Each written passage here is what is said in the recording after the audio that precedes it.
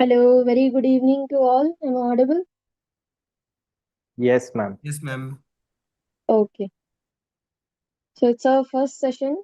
So in this session, we will cover week one summary. So the plan for the session is I'll share my screen first.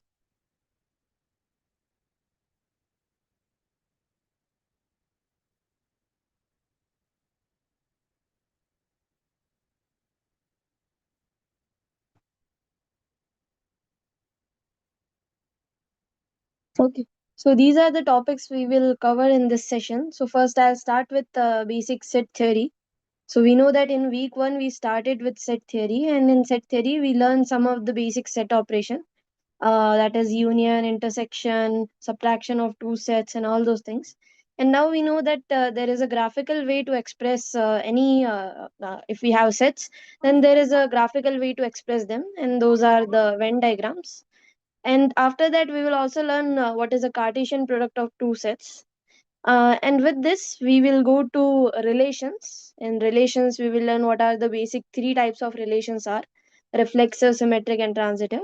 And after that, we will cover the basic definition of functions. Okay, so this is the plan of this particular session. Yeah, so this is the first live session for qualifier student. So I have muted all of the candidates because there are a large number of students in our session. So if you guys have any doubt, you can just write it down in the chat. Okay. So I'm looking at the chat, so I'll answer your whatever doubt you have. And if you think that we can discuss it, if your doubt is something discussable, I'll unmute you and we can discuss the doubt. Okay. So I hope that's fine for everyone. Okay. Uh, Excuse me, ma'am. I am Anbu Kumaran. yes. Yes. Yes. The relation topic I previously studied in my 11th standard. Okay. I want to one more revise. Please explain Yeah, that. yeah, yeah. I will cover all these topics. That's the plan of our session. Okay. Excuse me, ma'am. Can I ask one thing? Yes, Hardik. Ma'am, in this session, ma'am, we will just do questions, or ma'am, you will just cover the theory. I'll cover the theory. So what happened? So for each week we have two types of sessions. So one is the theory session, and another one is the doubt clearing session. So this is the first theory session. So here we will go throughout the whatever theory we have covered in week one lectures. So whatever theory was covered by the professor in week one lectures, I'll revise all of that theory. And we have another session. In that session, we will take the doubts. Thank you, ma'am. Okay. Okay. Cool. So, Excuse me, ma'am. yeah. Ma'am, Yes, actually, ma'am. I'm having doubts from the recorded lectures, so will those be discussed in today's class? If we have, yeah, if time permits, then we can. Otherwise, we can discuss it in the doubt sessions. Okay, ma'am. Okay. Ma'am Yes, Palak. Ma'am ये week one मतलब जो उसमें content डाला हुआ है तो आप क्या सेम पढ़ाएंगे जो उसमें डाला हुआ है Same, exact same means it's like a हाँ summary. मैंने अच्छा okay Okay. Excuse me, ma'am. Ma'am. Yes, who's the Ma'am, could you please tell where can we get the solution of the activity questions for reference? activity question solution? I think there are some recorded solutions are there. So in supplementary content, you can find some of the solution.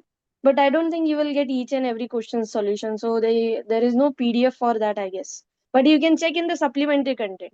In supplementary content tab, they have several things. So there you may find. And ma'am, one thing Ma'am. I was having a doubt from the topic of infinite set related bijection and cardinality. The bijection and cardinality related to infinite set. So is that important for the exam? No. So actually, we haven't covered that bijection relation for infinite set. So in our course, we just deal with the mostly the finite sets, and whatever infinite sets are there, those are common sets like natural numbers, integers, and all those stuff. So you can skip that topic. For the exam, I can skip. Yeah. Excuse me, Okay. ma'am. Yes, Elisa. On Thursdays, my meeting timings clash with my school timings. Is there a way I can rearrange the timings, or is there no way? On Tuesday or Thursday? Thursday. Okay, so you're talking about TA sessions, right? Yeah. So you can watch the recorded TA sessions. So they are recording the sessions, right? I don't know, ma'am, if they are recording it. Yeah, so I think they are recording, so you can just rewatch the recorded sessions. Where The can we get the session recordings? timing, you can find it in the TA session recording sheet. They might have shared some sheet with you, or in the dashboard in supplementary content also you can find the TA recordings. Okay, thank you. Ma'am, Okay. can I able to see the transcripts of this session after the? Transcripts, I think they will upload. So this control is not in my hand, but I think they will upload Okay. because it's a live stream. So I think you can see the transcripts. Ma'am, Will we cover any further topic here, or is it just the doubt session? No, it's just a pure summary session. So we'll just do the ma'am, summary and whatever doubts you have regarding the summary then. Okay. Yes, Palak. Ma'am ma'am वो week 2 का कब release होगा course Uh, कब होता Wednesday, I guess. है Every Wednesday Wednesday, every Wednesday we release 1 week, right? Okay ठीक Hmm.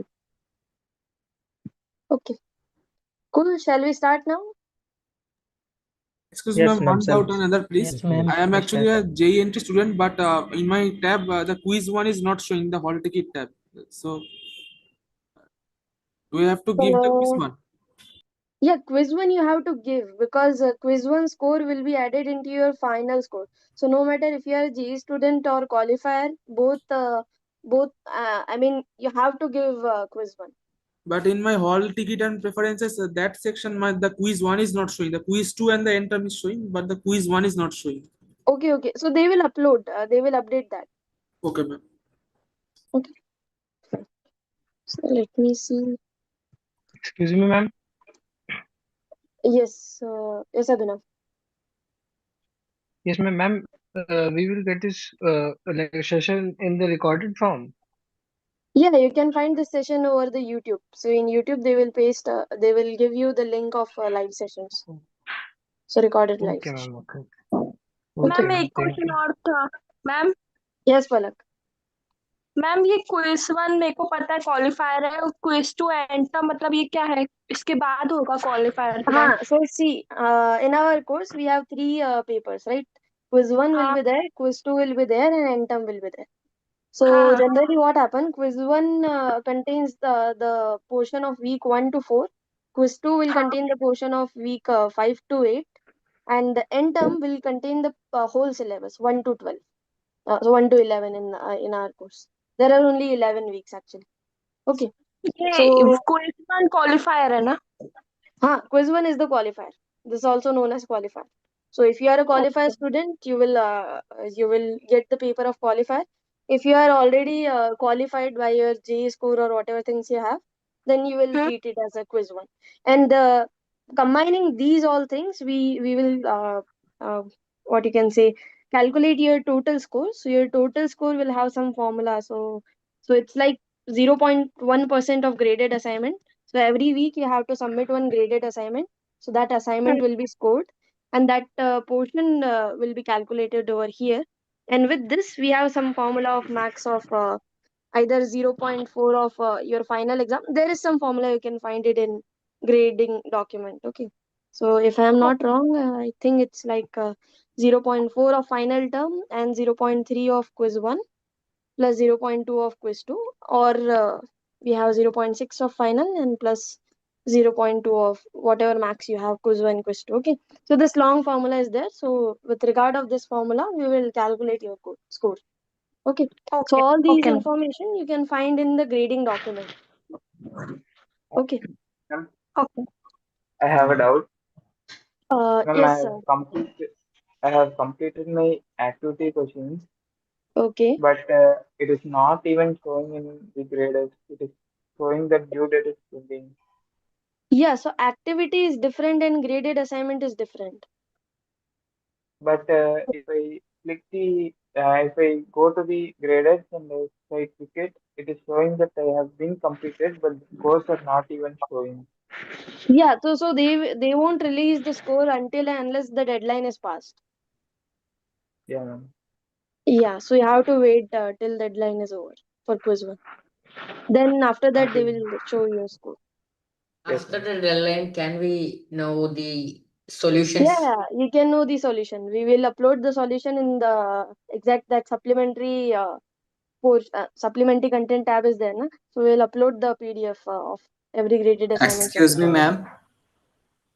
Yes, Navneet. Ma'am, since I joined today, can you please make it clear when this week started and when is this week gonna end? Yeah, so week one started. I forgot the release date of this content, but see, all these dates and these information you can find in the grading document. 30 May, ma'am. 30 May, na? Yes, yes. Okay, Yeah. thanks. So there is one grading document in your course instruction tab is there. So once you go to dashboard, there is course instruction tab. There you can find the calendar, the grading document, and all those things. So if you go through that, you will find all the information related to quiz one, quiz two, what will be the syllabus. Also, we will also tell what will be the syllabus and all those things in revision sessions. Okay. So roughly speaking, for every week we have two sessions. One is summary, another one is doubt. And if we need it, we can have a third session too. Okay. Yes, Irfan. Hello, ma'am. Ma'am, I have a query. Actually, pi in one of the examples, pi was considered as a irrational number. Why is that? Like we know that 22/7 is a No, rational number. what is actually pi? So there are actually several definitions of pi. So pi is an irrational number, and as we have gone through that, sometimes we write down pi as 22/7, but 22/7 is the rough estimate of pi. It's not the exact value of pi. We cannot write the exact value of pi on paper or on anything. So if you try to write down what is the value of pi, there is it's not possible. So that's why we use a symbol for denoting this particular quantity, and it's a real quantity. How it's defined? So as I told you, there are several ways to define this, but actually what happened? So we know that the area of circle, right? So Yes. area of any circle is pi r square. So if you take the value of r to be 1, then you will get the area of circle is nothing but pi. So Yes. sometimes some people define like what is a pi? Pi is nothing but the area enclosed by a unit circle. Unit circle means circle of radius 1. Okay. So this is the real quantity which we cannot write in the paper or anything, because if you try to calculate it, you will have several digits after your after the decimal. So there is 3.14 and so many things are there. Okay. So that's the reason we use the symbol pi, and we say that it's an irrational number.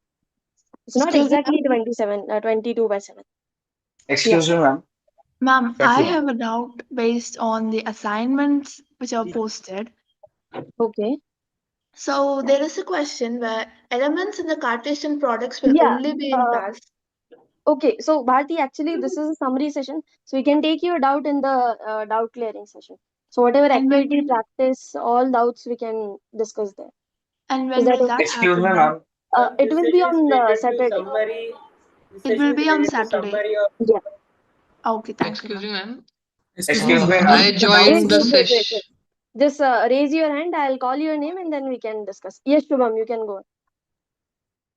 Yeah, I joined. I got the course today only. So I Okay. wanted to ask that there was no date about quiz one. There was directly date for quiz two. Yeah. So we don't have to give quiz one or like what is it? No, you have to give quiz one. As I just told that there are 3 exams in our course, quiz one, quiz two, and term. So you have to give each and every exam. So based on this score, we will calculate your final score. Okay, so you have to Okay. give quiz one. And also, if you want more information about the exams and all those things, there is one grading document uploaded to your dashboard. So go into course instruction. There you will find a grading document. You can go through that document. That will All give you the right. whole idea how this course will run. Okay. And the session right now which is going on, is it the first session Yeah, So it's a first session for week 1 summary. all right. Okay. So you have had lectures before or No, this is the first session for this term course, qualifier okay, course. okay, all right. Okay. Thank you. Yes, Neil, you can unmute yourself now. Ma'am, I Is wanted some. there any discourse forum or discussion forum where the teachers help with the doubts? I cannot able to join actually. I think if this is your first term, that then you won't have any discourse ID. For that, I think you have to complete 1 term. After that, they will give you a specific discourse ID, and then you can ask your doubts. Okay, ma'am. Okay. Next is Sumit. Yes, Sumit. Ma'am, in the first lecture, it was said that zero is a natural number. Yeah. So is it just a notation or is zero actually a natural number? Because till now it was like told that zero is considered a whole number. So Yeah. is So it just see, for the it's notation? just a convention. So what happened? We here in data analysis, we start our counting sometimes from 0. So that's why we are saying that okay, 0 is a natural number. So it's not that much of a deal. You in our Okay. course assume that 0 is a natural number. Sometimes they Okay. have different names, the whole number and then the natural number. It's okay, just a Okay. convention we are using. Okay. Okay. Thank you, So ma'am. for our course, you can assume that 0 is a natural number. Can we start Okay. with the Thank you, ma'am. theory session and that after that? Sorry, what? Yeah. So that's what I was telling, that if I won't restrict, okay. So let's take it up to 8:30 and then we'll start from 8:30. Yes. So Ma'am, who's this? please start the class. Yeah. Okay. So if you have any conceptual doubt, then you can raise your hand. Otherwise, please hello ma'am take down your hands. Yes, Aditya. Ma'am just a ma'am minute ये cues में क्या करना पड़ता है ma'am ये cues में कुछ problem तो नहीं है ऐसे क्या बता सकते हैं ma'am No, quiz one is just like an exam. Whatever online exam you will give, we will give you some question paper. In that, you will have MCQ, MSQ, NAT, and you have to attempt those questions. That's all. Ma'am ये कब ma'am date क्या है इसकी ma'am quiz Date and all those things you can find in the grading document. So there is a one document which cover all the information about the course. It's uploaded on the course instruction tab. Just go there and you can find it. And also we ma'am will It's also quiz gonna assign be online or offline? online. It will be computer based exam only. Okay. Ma'am ma'am notification आ जाएगा क्या इसका Sorry, what? Ma'am ये क्यूज को paper लगेगा उसको notification तो डाल देंगे ना Some they will inform you. Okay ma'am excuse me ma'am Hello, ma'am. Yes, who's this? Yes. after qualifier exam what is quiz 2 Quiz 2 is just after running the course. If you qualify, then you will study further. So you'll go, you'll start from week 5 to week 8. So whatever content we will cover, we'll have an exam whether over that quiz 2 content. is foundation level Yeah, quiz 2 is foundation level. So this is a foundation course. In this course, there are 3 exams: quiz 1, quiz 2, quiz 3, and end term. Quiz 1 will happen, which cover week 1 to 4 syllabus. Quiz 2, 5 to 8, and end term will cover whole the syllabus. Okay. everything comes under foundation level no? Everything comes under foundation. Oh, thank you ma'am. Okay. Excuse me, ma'am. Since quiz one will be online, you are saying what is will be the setup and what will be required for the exam? Yeah. So these all things they will inform you whatever things you need. They will explicitly tell you the rules and guide whatever the uh, what they say, admit card and all those things. They will mail you. So don't worry about that. As you go along the course, you will understand. Okay. Excuse me, ma'am. Is it computer based or written? Computer based exam. Okay. Excuse me, ma'am. Yes. Please continue the lecture and ignore the other doubts for the another session. That's also I was thinking. So what I can do, I can unmute all. Maybe that will help. Yes, ma'am. Please continue the lecture. Hello ma'am Yes. Ma'am ये इसमें ये लिखा आता है ऐसे कि अपन को open करते हैं तो क्यूज वन में eligibility is the right final exam average two 5 out of the first 7 weeks of week assignments course. Yeah, so there is minimum criteria for attending quiz 1. So I guess I think you need to submit at least 4 assignments, 4 graded assignments. So every week contains 1 graded assignment. So you have to submit at least 4 graded assignment to sit in the quiz 1. Okay. Grade assignment में complete करना ma'am compulsory है हाँ compulsory है, कुछ I guess 4 या 5 कुछ compulsory है. Ma'am, So in ma'am, the quiz one, how can we write and find out the answers? Did we get the papers or anything from there For what? for finding the answers? Answers, yeah, we will upload the answers over the dashboard only. Okay. Excuse me, ma'am. Yes. Ma'am हमारा जो lecture हमें जो मिलता है वो क्या मतलब उसको उसका कोई अटेंडेंस लगता है, मतलब कोई मैंडेटरी नहीं है नहीं या नहीं फिर? नहीं. It's up to you. If you want to attend, you can attend. If you want to see the recorded lectures, that's also you can do. Everything it's up to you. So according to your convention, you can attend the lecture. You can see the recorded videos and all those things. Okay. Only we need to after we are done with the attend the subject. graded assignment. Yeah, graded assignment is mandatory, and for that you have a specific deadline. So before the deadline, you have to submit the graded assignment. Okay. Now every technical doubts, these things we will take at the end of the session. Okay. So I'm not able to restrict you guys for unmuting, but let's see if I can do that. Now please don't unmute Please yourself. continue. Hi, ma'am, I have a quick Ma'am, please question. continue. Yeah, I'll continue with the session. If you have technical doubts, then only you will ask it. Okay. Technical means theoretical doubt. Okay. And I'll suggest that Please. please don't unmute yourself. Write down your doubt, and you can ask the doubt at the end of the session. That will be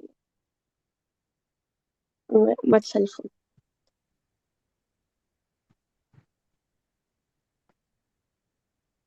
Ma'am,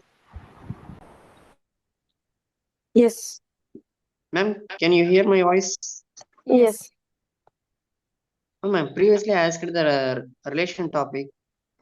Still Yeah. you Yeah, we will cover. still you teach this session? Yeah, I will tell. Okay, ma'am. Yeah, I'll take the. Thank you. Ma'am, I have a quick question. Can I ask? Yes, problem. Yes.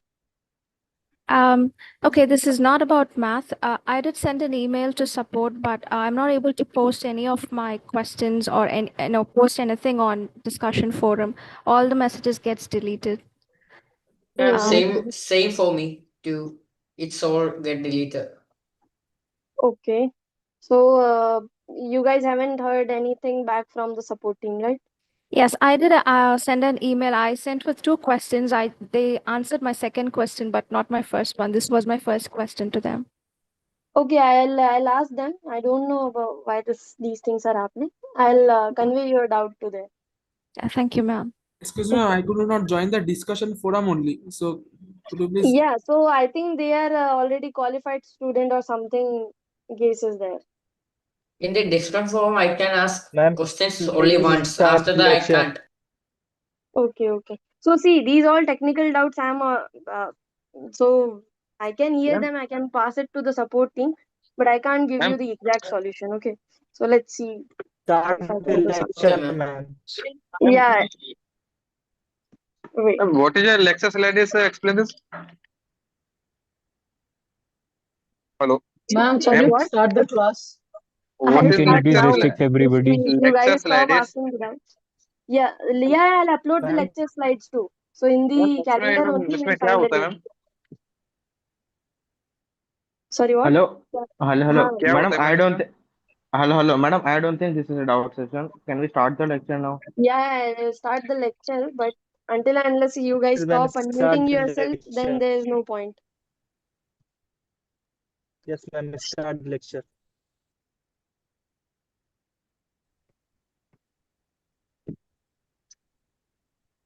Okay, so I'll start now. Please don't unmute yourself and don't interrupt the class. Okay, so let's finish whatever things we are here to learn, and after that we can discuss. Okay, so let's start with the basic set theory. So what is a set? So I think you guys are already know set is nothing but a a language we have developed to understand mathematics is we say that any well-defined collection is our set. Well-defined collection means there should not be any ambiguity to define a set. So any well-defined collection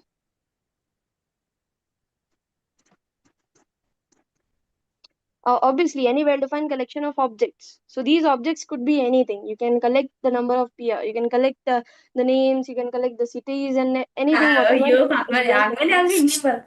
Please unmute yourself. Yeah. So what is a set? Any well-defined collection of objects is known to be a set. So here one important thing is well-definedness.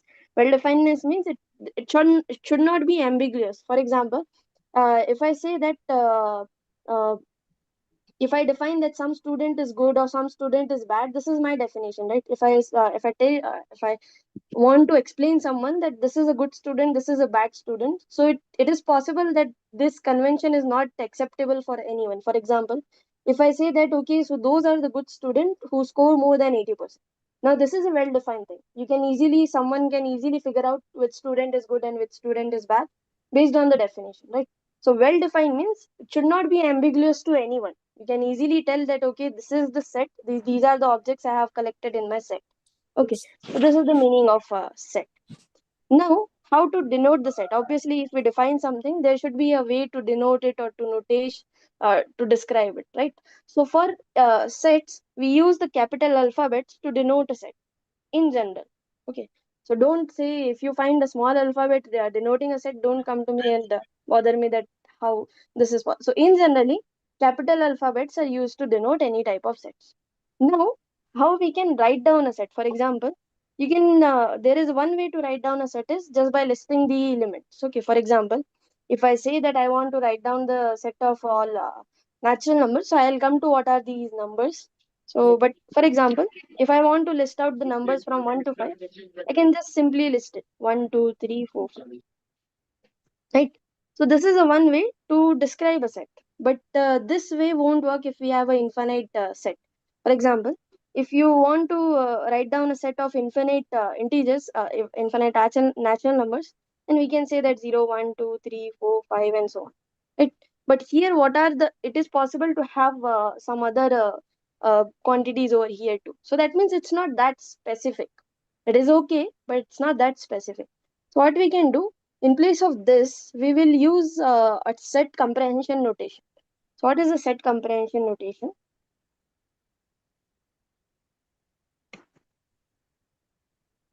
Okay, so in set comprehension notation, for denoting any set, we will write down the relations in the curly bracket. So we will have, first of all, we will have a curly bracket. Now, in the set comprehension notation, we have partitioned into two things. One thing is the existing set. Okay, so this is known the existing set. Existing set means that set from which I am collecting my elements. For example, if you want to collect the even natural numbers, the existing set will be the whole natural numbers, right? So existing set will be that bigger set from which we are taking the elements. If you want to collect all the cities in the cities in India, then your existing set will be all the cities in the world, right? So that will be your existing set. So that means that set from which you are taking the elements. So first of all, here we will write down what is our existing set. For example, if I want to write down the set comprehension notation for even number, what I'll say that capital E is just a notation to denote the set of even numbers. And here the existing set is the whole natural number. So what I am doing, I am collecting elements from natural number. So here we use the symbol of belong. So this is a symbol of belong. So it says that if n belongs to n means n is an element from the natural number. Now what happened in set comprehension notation, the second part is what are the restriction you are applying over those existing set. For example, if I have the whole natural number, what are the elements I need to take? Okay, so for example, here we will, in the second part, we use the relations or restrictions or conditions, whatever conditions we need to select the elements. Okay, for example, in even number set, I want to collect the even numbers. So what are the even numbers? Even numbers are those natural numbers which are divisible by 2. So I'll say that I am taking an element from natural number, that is n belong to natural number, in such a way that 2 divides n. Okay, So 2 divides n means I am collecting all the even natural number. Please unmute yourself. You are disturbing the class, or else I have to unmute all. Ma'am,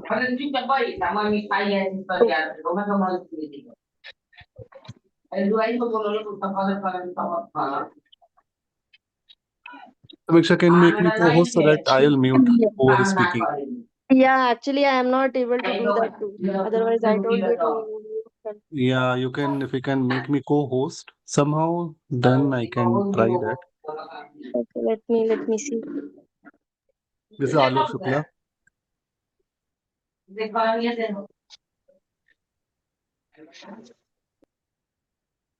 Could you please stop the chat also, as because when you are explaining, the chat is popping up between your writing, so it is becoming difficult. और Okay, 13 so जुलाई सुबह का exam ଅଛି 13 जुलाई exam ଅଛି Arpit, can you go on mute, please? Arpit, can you go on mute, please? Everybody who's not speaking, can you please go on mute?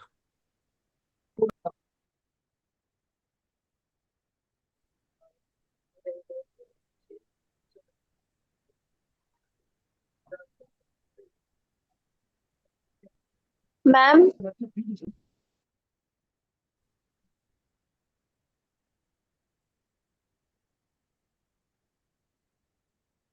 Please end the class. Oh, you can. yeah, I have requested them to give me host access. So let's see. Hello, ma'am. You have to click on mute to mute. You're Yeah, just clicking on unmute, ma'am. unmute. Mute is not. Yeah. Yeah, mute all is there, na? Mute all. But still, you guys can unmute yourself, right? Yes, we can unmute. Yeah, ma'am, for that, Mute This is only one the thing. We can, I think that you should give co-host to 2 or 3 of the candidates so that they can look after who is actually I talking and don't mute have a them. co-host. I'm not the host of this session. Someone else is the host. Okay, okay. Okay, That's got it. the yeah. Yes. So Okay. Excuse me, ma'am. yes, just give me one Ma'am, where second. can we, Where can you? ma'am, from where can we see the recorded lectures? There will be one YouTube link in your calendar. So as you join this particular meet, there is Zoom link. So after that, you will find a YouTube lecture link, and after in that particular section only, you will find the notes too. So from there, you can Okay, see ma'am. the recorded lectures. Okay. ma'am, Yes. ma'am, can you explain greatest common divisor? Yeah, I'll first of all let me figure out this. They will give me the host access, I guess. Ma'am, Okay. one thing, Ma'am, ma'am. already Ma'am, can you? three classes happened before. Like, why we are starting, like from starting? Means this is the first Uh, session, na? I'm no, ma'am. Where repeat review, so the like first week content already happened. So there will be different classes for repeaters and qualifiers. Yeah, no, okay, yeah. So actually, what happened in this term, we have break term into 2 parts. So I think if you are a term student, you already have gone through these lectures, and we already had sessions for term students. I'm sorry to Yeah, interrupt. so Can we please continue with the summary? Yeah, we will continue. Just let me unmute. Sorry, Excuse me, mute. ma'am. Excuse me, ma'am. ma'am, I have Hello. a doubt. Like how I will differentiate which is for term student and which is for qualifier. I have Yeah, to so join and check it. yeah, you have to join and check. So actually, what happened? They Yeah, so since the calendar is same, so whatever we have posted for qualifier, you will also get the notification. So you can join and check. If you have doubt, you can attend the session or else you can leave. It's up to you. Excuse me, ma'am. Hello. Yeah. Ma'am, can you just block the chat? It is popping up. Yeah, I'll try to Can block you it. please stay mute? You can do that actually. Once you click on the chat, upper arrow is there, right? So click on that, and there's a show chat preview. You can untick that, so it will not pop up for you. Thank you. Hello, Excuse ma'am. me, ma'am. Hello, ma'am. Yes. And what will be the duration of this classes? Yeah, this is the actually. have been routed. Okay, just give me 5 minutes. Guys, it's not I'll the be back. Just 5 minutes.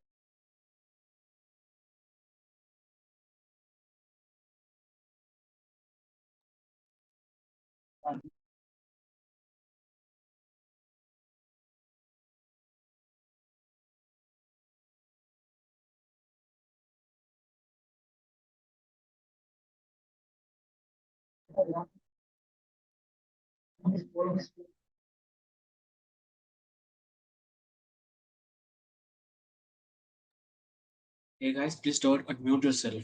This class is for the summary class, not for your doubts session. We have come here for the summary Same goes classes, for you, not for bro. the. I am not asking, bro.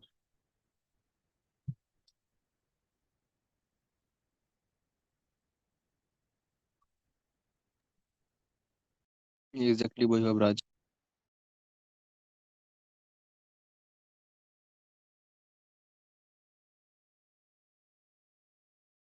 Yeah, guys, just be patient. I'll be back in 1 minute. They are giving me the course access. Then we can run our classes. Okay, just be patient for next 5 to 10 minutes. Okay, ma'am.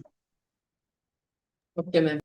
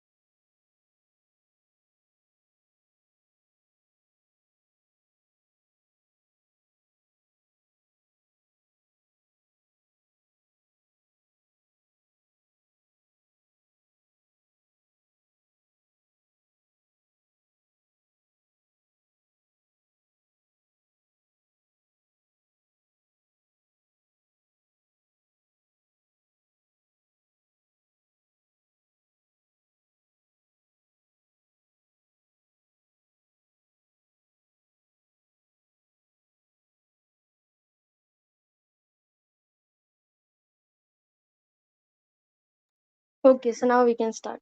I think now you guys cannot unmute yourself.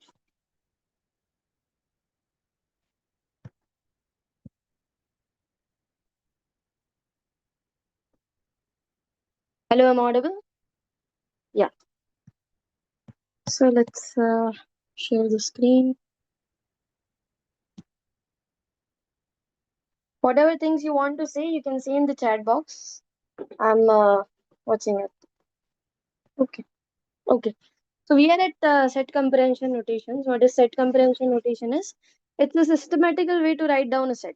So if you want to write down a set, there is a, so what you can do, you can mention what is the existing set, and using the existing, so that means you can apply some conditions on the existing set, and then you can write down the, what is our set is. Okay.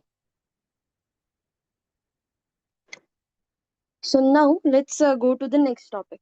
So it's just a basic thing about set comprehension notation, how to write down a set. Now,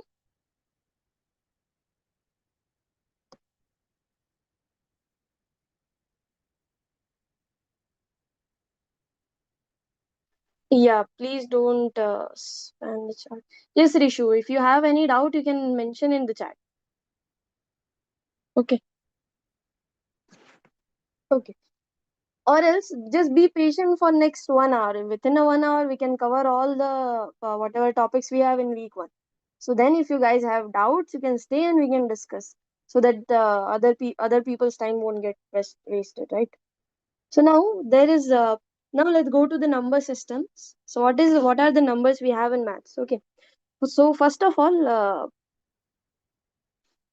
yeah, there is no difference between these two things. These are all same. It's up to you, whatever you want to write down.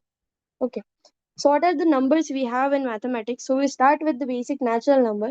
So natural numbers are those numbers which we use to count anything naturally, right? So if we have 5 pencils, or if we have 3 bags or something, so these are just the natural things to pop up. So if you want to count something, those numbers we are natural numbers. So that is 0, 1, 2, 3, 4, and so on. Sometimes 0 is not included in the natural number, sometimes it is. So in our course, we are using the convention that 0 is a natural number. Okay. Now, we have a specific symbols to denote the set. For example, the set of natural number is denoted by this particular n. So there is a n with a line. So this symbol is actually used to denote the set of all natural numbers. So set of all natural numbers starts with 0, 1, 2, 3, 4, 7, and all those things. Now, we have several operations, that those operations we can apply in between numbers. For example, addition, subtraction, multiplication, and division. You know that if you add two natural numbers, you will get a natural number back. So that means addition won't affect the result, right? So that means if you are taking two natural numbers, those natural numbers, if you add them, you will get a natural number back. Now, if you subtract two natural number, this may not happen always. For example, if you subtract the natural number, you need not to get a natural number back. So that's why using subtraction, we get some more numbers which are known to be integers. For example, if you take 2 minus 3, then the result will be -1. It's not a natural number. So that means we extend our numbers, including a negative natural numbers too. And those numbers are denoted by integers. So set of integer is denoted by this particular z. It's taken from some German word is there for integers. So that's why we have taken z. Okay. So set of integers are this collection of integers, -1, 0, 1, 2, and so on. So I'm not looking at the chat at all. So if you guys, okay. So just let's see. Okay, so these are the integers. Now, similarly, as we have started from natural number to integers, we can also grow from integers to other things. So, for example, if you take two integers and if you want to divide them, the resultant may not be integers. So, from integers, we go to the rational numbers. And the set of rational numbers is denoted by this particular key. Again, the reasons are here that we are taking Z, Q, and all those things because of the German. Right? So they have developed some language and we are following that. So that's why we denote the set of rational number by Q. So what is the definition of rational numbers? So here is one important thing. So rational numbers are all those numbers which are of the form p by q. So if you find any number in this form p by q, where p and q both are integers and q is not equals to 0. So this is the definition. Okay, it's not anything, it's basic pure definition. So that's how the rational numbers are defined. So that is any number of the form p by q where p and q both are integers and q is not equals to 0. Any number like this is known to be the set of rational number or a rational number itself. Okay. Now, what happened? So when we have gone through when the theory developed, they stopped to rational numbers only. But there is one very famous theorem known to be Pythagoras theorem, right? So if we have a right angle triangle of sides 1, right? So this is a side 1, this is a side 1. Then using our result, we can say that the length of this particular hypotenuse is nothing but 1 square plus 1 square, which is root 2. Okay, and you can prove that root 2 is not a rational number. It's not a rational number. So root 2 is something new for us. So that means it's a rational number and it's a real thing. Real thing means this distance is real, right? You can easily see it, you can easily draw it. So this is a real length and it's not a rational number. So that means there are some quantities which are not a rational numbers. And those numbers which are real and which are not rational numbers are known to be irrational numbers. Okay. So those are known to be irrational numbers. So we have defined another set which is known to be set of irrational numbers, and set of irrational numbers denoted by this QC. So we'll get to know what is the reason of the C in few minutes. So these are known to be irrational numbers. And combining rational numbers and irrational numbers, we have defined the real numbers. So real number is nothing but set of rational numbers and set of irrational numbers. Okay, so those are known to be real numbers. Now what happened? Again, after some operations are there, which is the square root of any number. So we know that if we take any negative integers, so that is suppose -1, and if you want to find out the square root of this quantity, it's not a real number. So that means there is no real numbers whose square root who can justify this particular thing under the root of -1, right? Because we know that if you square any real number, that will again positive. Okay. So that means it's not a real number. So we have to further extend our number system and we come to the complex number. But in our course, we won't deal with complex number. We stick to real numbers only, and then we can. Okay. Now you guys can only chat with. You can only send messages to me. You cannot send messages to anyone. I think now I have restricted. Yes, Rishu. You can unmute yourself now and you can ask what is your doubt. Ma'am मुझे ये problem है कि ये जो exam है इसका कोई PYQ भी होता है क्या? PYQs? Yeah. Means? So what's your... आप फिर से रिपीट करोगे क्या आपका डाउट है? मुझे ये पूछना था कि इसमें See, एग्जाम से रिलेटेड सारी इंफॉर्मेशन ना आपको मेल के थ्रू मिल जाएगी. So don't worry about that. अभी जस्ट इस जो सेशन है उस पर फोकस करो. Whatever doubts you have related to exams, quizzes और how the content will go, those things we can discuss at the end.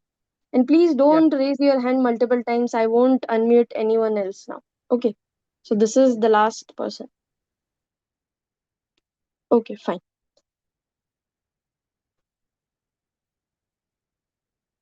Okay, so now let's go to the next thing. So I hope these numbers are okay to you guys, because just the basic stuff we know. Now let's come back to set theory. So as I told you, the sets are the language of mathematics. So here, as like for numbers, we have several operations, right? We can add two numbers, we can subtract two numbers, multiply, divide, and all those things. Similar type of operation we also define for sets too. So for example, if you have two sets, suppose A and B are two sets.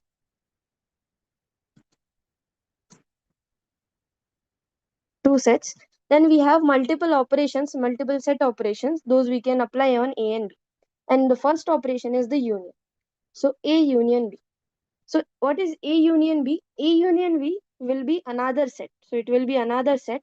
And we know that if it is a set, then we can have a set comprehension notation for A union B. What will be the set comprehension notation for A union B? So A union B is those you have to collect all those numbers or all those elements such a way that X belongs to A and sorry, not and or X belongs to A or X belongs to B, right? So that means any element belong to A union B if it's a part of at least one of the set, right? So X is a part of A union B if X belongs to A or X belongs to B. Okay. For example, if I have two sets, the first set is set of all even natural numbers, and second set is the odd natural numbers. Then what will be the union of E1 union E2? E1 union E2 will be set of we have to collect all even natural numbers as well as the all odd natural numbers. So that means the set of even natural number is 2, 4, 6 and so on. Set of odd natural number is 1, 3, 5 and so on. So the union of all those things will be 1, 2, 3, 4, 5, 6 and so on. Right? Set of all natural number except 0. So these are known to be the union of two sets. So here one thing is you need to understand is this union is related to word or. Okay. So X belongs to A or X belongs to B. Now the second operation is A intersection B. So A intersection B means you have to collect all those elements which are common in A and in B. So that is all those X such that X belongs to A and X belongs to B. Okay, it should not be the case that X belongs to A and it's not belongs to B. So that means you have to collect all the common elements. Okay, for example, here if I take some random example, suppose A1 is a set with the collection with the elements 1, 2, 3, 4, 5, 6, and A2 is the set with the elements 4, 5, 6, 7, 8, 9. Right. So now what will be A1 intersection A2? A1 intersection A2 will be set of all elements which are common in both A1 and A2. So here you can easily see 4, 5, 6 is there in A1, 4, 5, 6 is there in A2. So A1 intersection A2 will be 4, 5, 6. Okay. So this is the operation intersection. So union means you have to take the element should belong to at least one of the set. Intersection means the element should belongs to both sets, right? So that is the meaning of intersection. And intersection refers with the word and. Okay, so if you see and anywhere, so that means it's possible that it refers to intersection of two sets. Okay. Now the third operation is the subtraction of two sets, that is A minus B. So A minus B means what? So it's again a set. What you have to do, you have to remove all those elements which are there in A from B. So for example, so that is you have to collect all those elements such that X belongs to A, but X does not belongs to B, right? So that means from A you have to remove all the elements of B, right? As like minus means just have to remove all the elements from the set B. For example, here only, if I have A1 is A1, 2, 3, 4, 5, 6, A2 is 4, 5, 6, 7, 8, 9. And here if you want to calculate A1 minus A2, now what will be that? A1 minus A2 means we have to remove all those elements from A1 which are there in A2. So there are three elements which are in A2, which is 4, 5, 6. So that means you will remove 4, 5, 6. So the result will be 1, 2, 3. Right? So this is the meaning of subtraction. Basically, just remove those elements which are in the next set, A2, which are coming from the next set. Okay. So this is the meaning of subtraction. A minus B. Now these are the three basic operations. With this, we have one more operation which is known to be the Cartesian product. Okay. So what is the Cartesian product of two sets? So it's denoted by A1 cross A2 or A cross B. Okay, so Cartesian product of two sets means what you have to do, you have to collect the pair of elements. Pair of elements means you will collect such kind of pair A comma B, where the first positioned element belongs to the first set. So that is the small a coming from this capital A, and so small b is coming from capital A. Okay, So collection of all such pairs is known to be the Cartesian product of two sets. Okay, so now it's not always the case that you have only two sets. You can take up to n number of sets. For example, 3, 4, 5, any number of sets you can take to call a Cartesian product of two sets. Ultimately, you have to just increase the number of pairs. So by that I mean that suppose I want to write down Cartesian product of these four sets. That means I'll collect four type of element A, B, C, D, where each of them belongs to the respective set. Right? It's known to be the Cartesian product of any sets. Okay, so is my screen, I think my screen is visible. So Hardik, can you try to rejoin it? Maybe that's the, maybe issue is from your end. Okay. So these are the basic four operations on sets. Okay. First is union, intersection, subtraction, and Cartesian product. Now what happens whenever we have a set, then we will use Venn diagram to denote a set. What is a Venn diagram? So in Venn diagram, each set represents a circle. Okay, and in that circle, we try to figure out which region denote the which part of the set. Okay.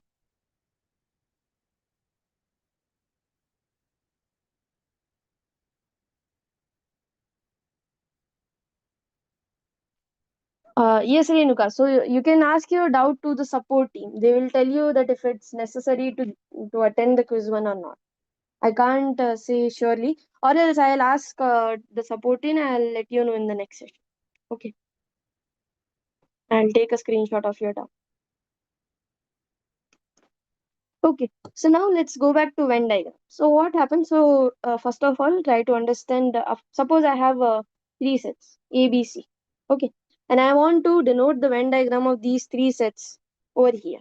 What you can do? So Venn diagram is denoted by each circle denotes denotes a set, right? For example, here this circle denotes the set A, this circle denotes the set B, this circle denotes the set C. Okay, so now there are several questions based on the Venn diagram. So if you understand Venn diagram clearly, the questions will be easy. Okay, so now let's try to figure out which region denote the which set. Okay, so for example, I'll ask you guys, what is this particular region denotes which set? Okay, this black shaded region denote which set? Can you guys tell me? Is it the union, intersection, or what is it? You can mention in the chat. So what is the notation for, or what set this particular region denotes?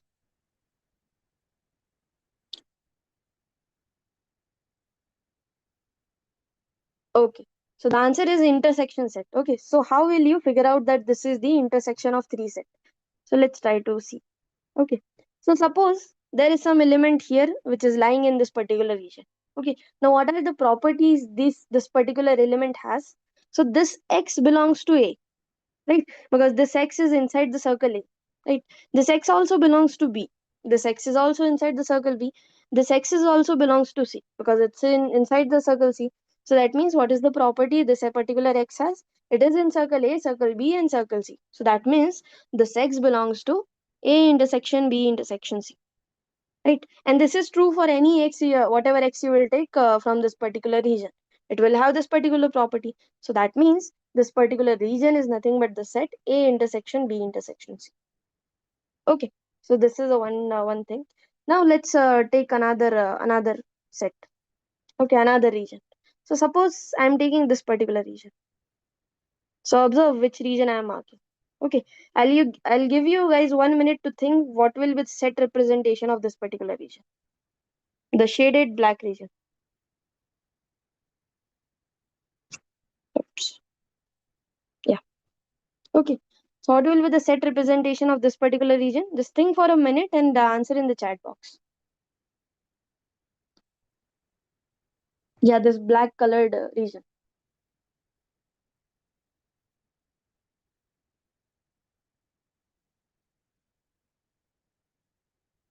Okay, so you guys are saying A intersection C, but closely observe what are the things are there in A intersection C.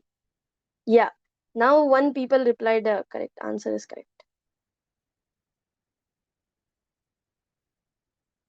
Yes. Okay.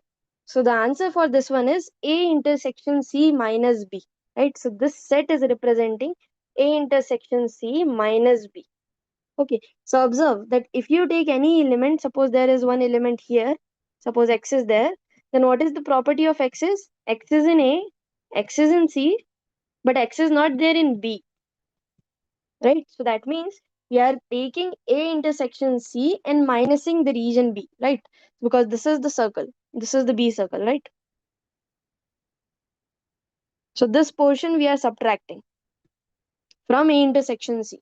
So that's why this region is A intersection C minus B.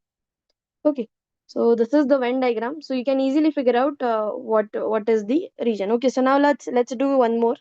So suppose I'll ask you what is the region of let's take a little complicated now. Not complicated, you can easily answer. Okay, what will be this region? Whatever black shaded region is there, I want that entire thing.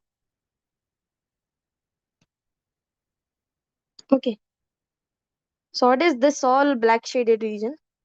This one, and this one. Or else we can do like this. Suppose the whole black shaded region. What will be the set notation for this whole black shaded region?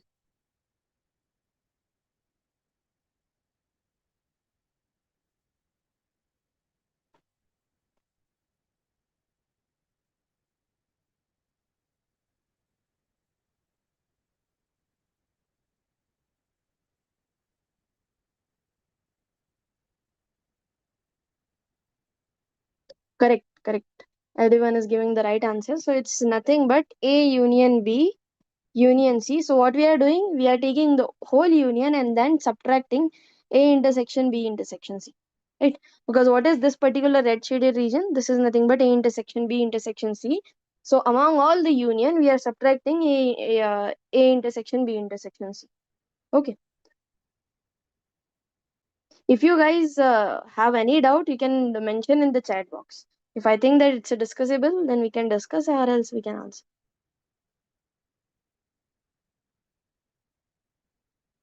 Okay. So this is all about Venn diagram. So there are several, you can say, verbal questions in the activity and the practice. Just go and try to do it. If you find any difficulties, then we can discuss those doubts in the next session. Okay. Now let's move to the next topic, which is the relations. Okay. So what is a relation?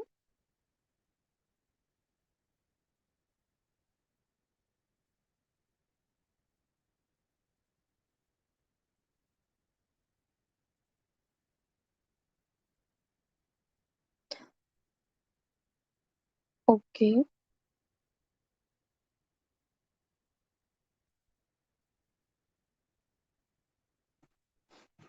Okay. So what is a relation? So for us, relation is nothing but a subset. Yeah, we forgot about the subsets, right? So what are the subsets? So subsets is nothing but just a collection of few elements from our given set. Okay. So we say that B is a subset of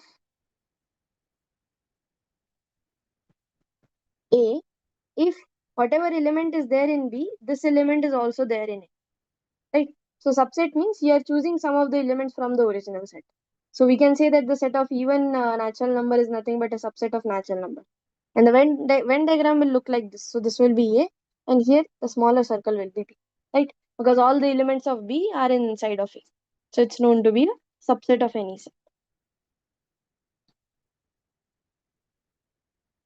Yeah, so there is one important set formula to remember is it's known to be, I think you guys already familiar with, it's known to be inclusion and exclusion formula.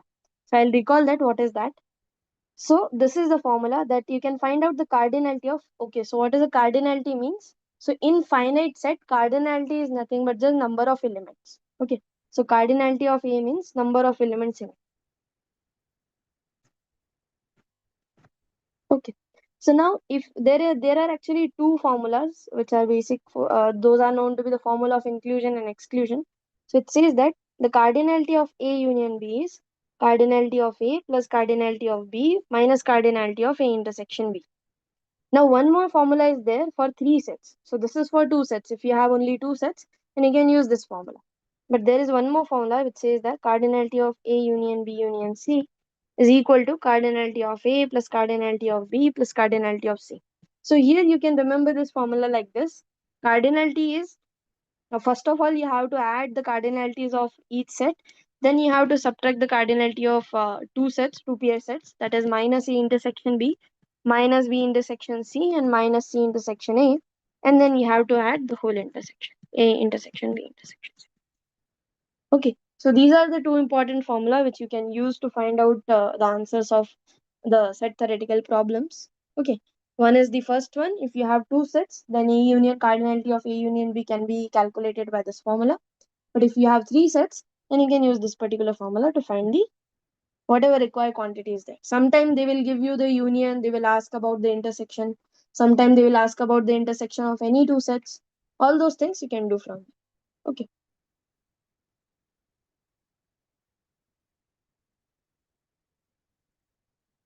Okay, good. Now, there is one doubt in the chat. So, okay, so I'll ask you guys, is this a rational number or irrational number?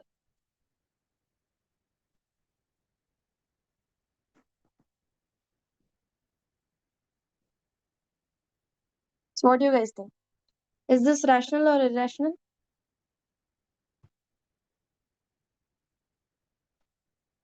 I have only one answer and that's also correct. Correct. Yes, correct. So it is an irrational number. Why it is an irrational number? Because let's say recall. So definition of rational number says P by Q. So yes, it is of the form P by Q, but there are restrictions over P and Q too. So P and Q should be integers, right? And Q should not be equal to 0. So yes, this is of the form P by Q, but here Q, which is root 2, and it's not an integer. So that's why, since it's not a rational number and it's a real thing, so that's why we say that it's an irrational number. Okay, so that's why it's a irrational number. Cool. Now let's go to our next topic, which is the relation. Okay, so now here types of relation fully understand, because it may happen that you feel that it's a little confusing, but please stick with me. We'll cover the whole topic one by one. Okay, so first of all, understand what is a relation. And please stop raising hands because it's giving us the notification. Okay, fine. So first of all, let's understand fully what is a relation. So for us, relation is nothing but a subset of a Cartesian product. Okay, so what is a relation? It's just a subset of A cross B, or you can say A cross B cross C, A cross B cross D, any number of sets you can take here. Okay, it's not an issue. So any subset of these sets, any subset of any Cartesian product is known to be a relation. Okay, in general, we talk about relation over two sets. Okay, so in our course also, we talk about the relation on two sets, A cross B. Fine. So what is a relation? Relation is just a subset of A cross B. For example, I'll take very basic example. Suppose A is 1, 2, 3, 4 and B is ABC. Okay, and if I give you a subset R1 like this, 1 comma A, 1 comma 2 comma B, 3 comma C, then this is also a relation. Relation on A cross B, we can sometimes we say A cross B, sometimes we say A on A. So if they say on A, means it's a relation on A cross A. Okay, so these are the basic definition of relation. Any subset you can take, that will be a relation. Now, we have classified relations. So there are certain properties a relation satisfy, and based on that, we have given several names. So I'll start with the reflexive relation.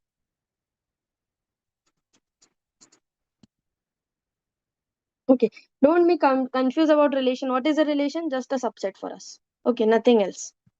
So now, what is a reflexive relation? So we say, suppose again, suppose R is a relation on A cross B. So R is a subset of A cross B. Okay, so we say this relation R is reflexive if, okay, so what is the condition over here is, so it says if A comma A belongs to R for all A belongs to capital A. Okay, so here see, any relation is said to be reflexive if such type of reflexive pair. So see, what is the word reflexive means? Reflexive means the reflect of each other, right? So that means if these kind of reflexive pairs are there in our subset, again, as I told you, relation is nothing but a subset. So if these kind of reflexive pairs are there in the relation, and it should be for all. Okay, for all A belongs to A, if we have such a reflexive pair in our relation, then that relation is known to be a reflexive relation. Okay, so let's see some of the examples. So I'll start with basic example. Suppose your set A is 1, 2, 3. Okay, and R is a subset of A cross A. That is, a relation is on A cross A only. And this R is a relation given by this particular subset 1, 1, 2, 2, and 1, 3.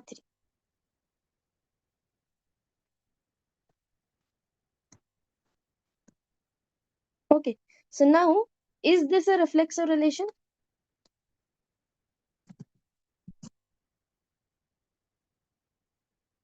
Is this a reflexive relation? Rohit, why is this a reflexive relation?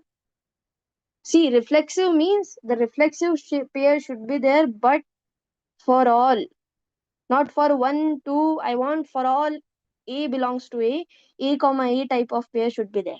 Okay, so here in this relation, what is A? So A is set of 3 elements 1, 2, 3. Okay, and what is given R is? Given R is containing 1, 1, 2, 2, 1, 3. It is not containing 3, 3. Right? This 3, 3 reflexive pair is missing here. That's why it's not a reflexive relation. Okay, so the answer is no. And why it's not a reflexive? Because 3, 3 is not there in our relation. Okay, so it is possible to have another elements. Another elements means let's take another example. So suppose I'll give you R2. Suppose this is your R1. R2 is 1, 1, 2, 2, 3, 3, 1, 3, and 2, 3. Okay, so suppose this is the relation R2. Now, can you guys say, is this a reflexive relation? Yes, correct. It is a reflexive relation because it contains all the reflexive pair. 1, 1 is there, 2, 2 is there, 3, 3 is there. And only 3 elements are there in it. So that means all the reflexive pairs are there. That's why it's a reflexive relation. But here we have another elements too, but it won't affect the reflexivity of a relation.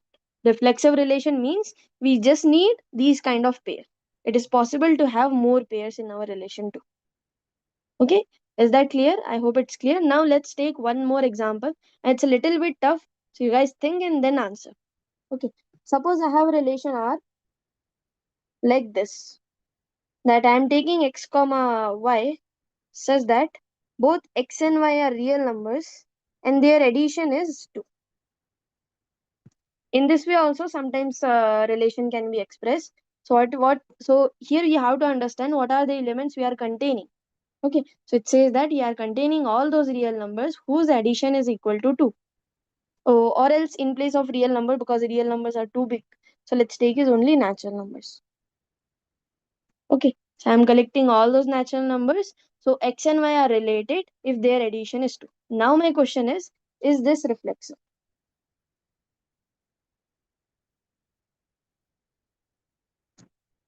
Okay. See, what are the x comma y? So first of all, understand this is a relation. This is a subset of natural number cross natural number. Okay. So here A is the whole set natural number. You guys are just checking only one pair. For reflexivity, as I mentioned, we need for all A belongs to A. Right? Not a single one pair.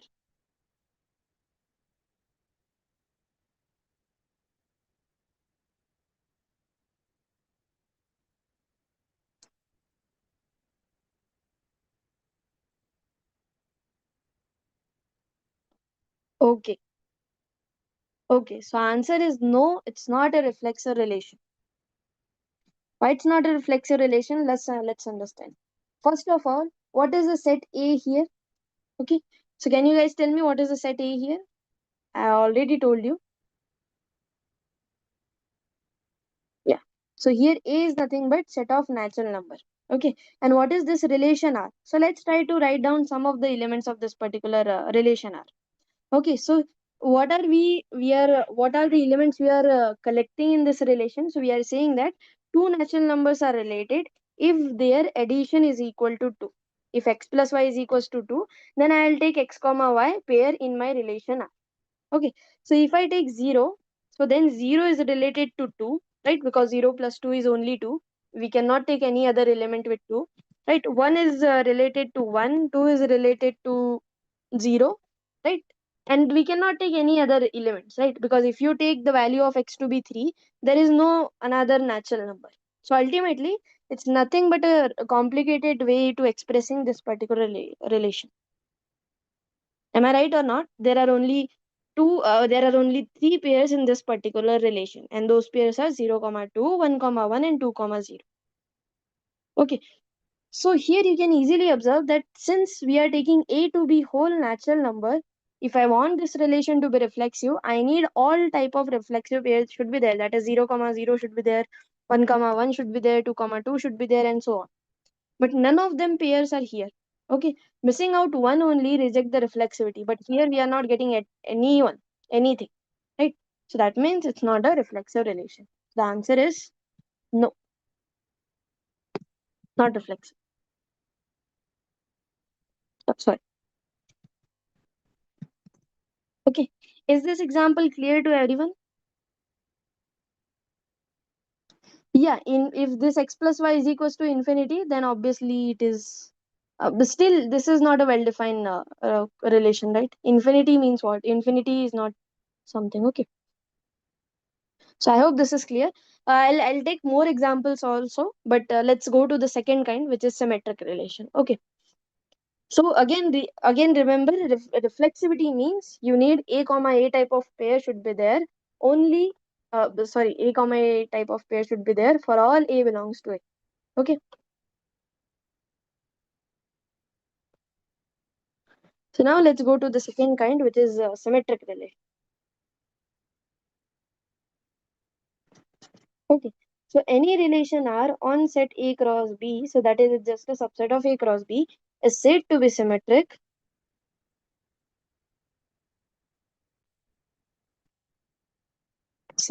if. So here which condition you need to understand is, okay, so here you need to understand if means if A comma B belongs to R, implying B comma A belongs to R. Okay, so this is the definition. So it says that any relation is said to be symmetric if A comma B pair is there, then B comma A pair should be there. Okay, so let's try to understand. So here what we want if A comma B is there, then B comma A should be there, right? So that means the symmetric pair. Symmetricity means what? If you take if you okay, so you can Google the word what is the meaning of symmetricity, but meaning is if A comma B is there, then B comma A should be there if that relation is symmetric. Okay, so let's see this by example. For example, I'll take A to be 1, 2, 3. So actually, the symmetric relation does not depend on the set A and B. Just by looking at the relation only, you can judge is it a symmetric or not. Okay, so it's not required to specify the set A and B here. For example, if I tell you R is a relation like 1, 1, 1, 2, 2, 1, 3, 1, 1, 3, and 2, 3. Okay, so suppose this is your relation R. Now, what do you guys think? Is this symmetric? Just by looking at the definition. No, no, no, no, no. Correct. The answer is no. Why it's no? So let's see. What are the pairs we have? So first of all, first pair is this 1, 1. Okay. So 1, 1 is there. What will be the symmetric pair of 1, 1? The symmetric pair of 1, 1 will be again 1, 1. But since we are in a set, we know that we won't repeat elements in set. So that's why for symmetric pair of 1, 1 is 1, 1. It's already there. That's why we have a symmetric pair for 1, 1. Okay. This is okay, sorted. Now let's go to 1, 2. What will be the symmetric pair of 1, 2? Symmetric pair of 1, 2 will be 2, 1. Okay. And 2, 1 is there. Okay. So that means there is no issue with this pair too. Let's go to the next one. 2 comma 1 is there. What is the symmetric pair of 2 comma 1 is 1 comma 2 and 1 comma 2 is there. Okay, so that means these three pair have their symmetric pairs. But symmetricity means every pair should have a symmetric pair, not 1, 2, 3 or any. Okay, now let's go to the next pair. So 3 comma 1 is there. Symmetric pair of 3 comma 1 will be 1 comma 3 and 1 comma 3 is there. Okay, so that means this is also sorted. Go to 1 comma 3, 1 comma 3 symmetric pair, 3 comma 1 symmetric pair, 3 comma 2 symmetric pair, 3 comma 3 symmetric pair, 3 comma 4 symmetric pair, 3 comma 5 symmetric pair, 3 comma 6 symmetric pair, 3 comma 7 symmetric pair, 3 comma 8 symmetric pair, 3 comma 9 symmetric pair, 3 comma 10 symmetric pair, 3 comma 11 symmetric pair, 3 comma 12 symmetric pair, 3 comma 13 symmetric pair, 3 comma 14 symmetric pair, 3 comma 15 symmetric pair, 3 comma 16 symmetric pair, 3 comma 17 symmetric pair, 3 comma 18 symmetric pair, 3 comma 19 symmetric pair, 3 comma 20 symmetric pair, 3 comma 21 symmetric pair, 3 comma 22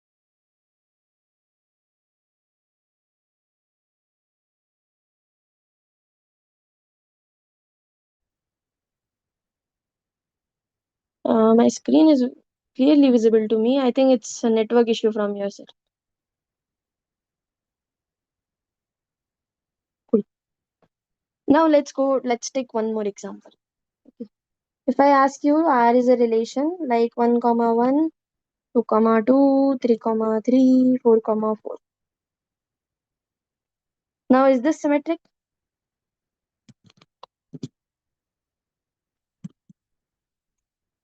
What do you guys think? Is this symmetric? Yes, the answer is yes, it is symmetric. Why it is symmetric? Because see, the symmetric pair of 1 comma 1 is 1 comma 1 itself, which is already there. Symmetric pair of 2 comma 2 is 2 comma t. There 3 comma 3 is 3 comma 3, 4 comma 4. That is, for every pair we have a symmetric relation. Okay. Now here let's take one the same kind of example whatever we have done, that x plus y is equals to 2r. Okay. But here I'll make a twist, right? We'll say that r is a relation.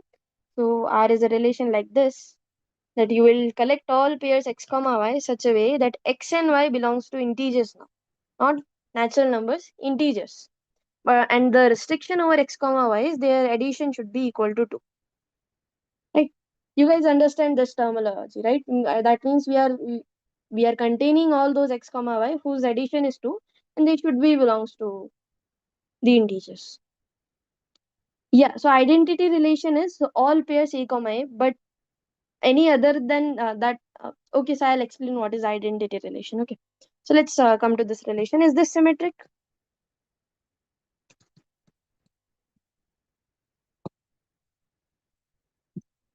Think voice. Okay, you guys are saying no, it's not symmetric.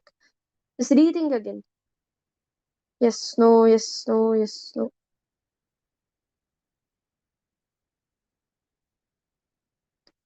Okay, okay, so the answer is yes, it is symmetric.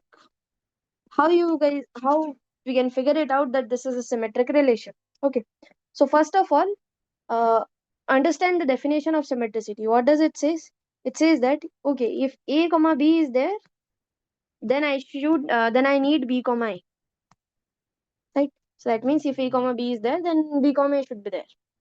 So here let's understand if we have any x comma y type of pair in our relation. Okay, so if x comma y is there, y belongs to R, then what does it imply? So it says that if x comma y is there, it means that x and y both are integers and their addition is equal to 2. Okay, but here what is the operation? Operation is x plus y. But if x plus y is 2, then you can also say that y plus x is also equal to 2. Right? So from this one, you can say that, okay, if x is related to y, I can simply conclude that y is also related to x.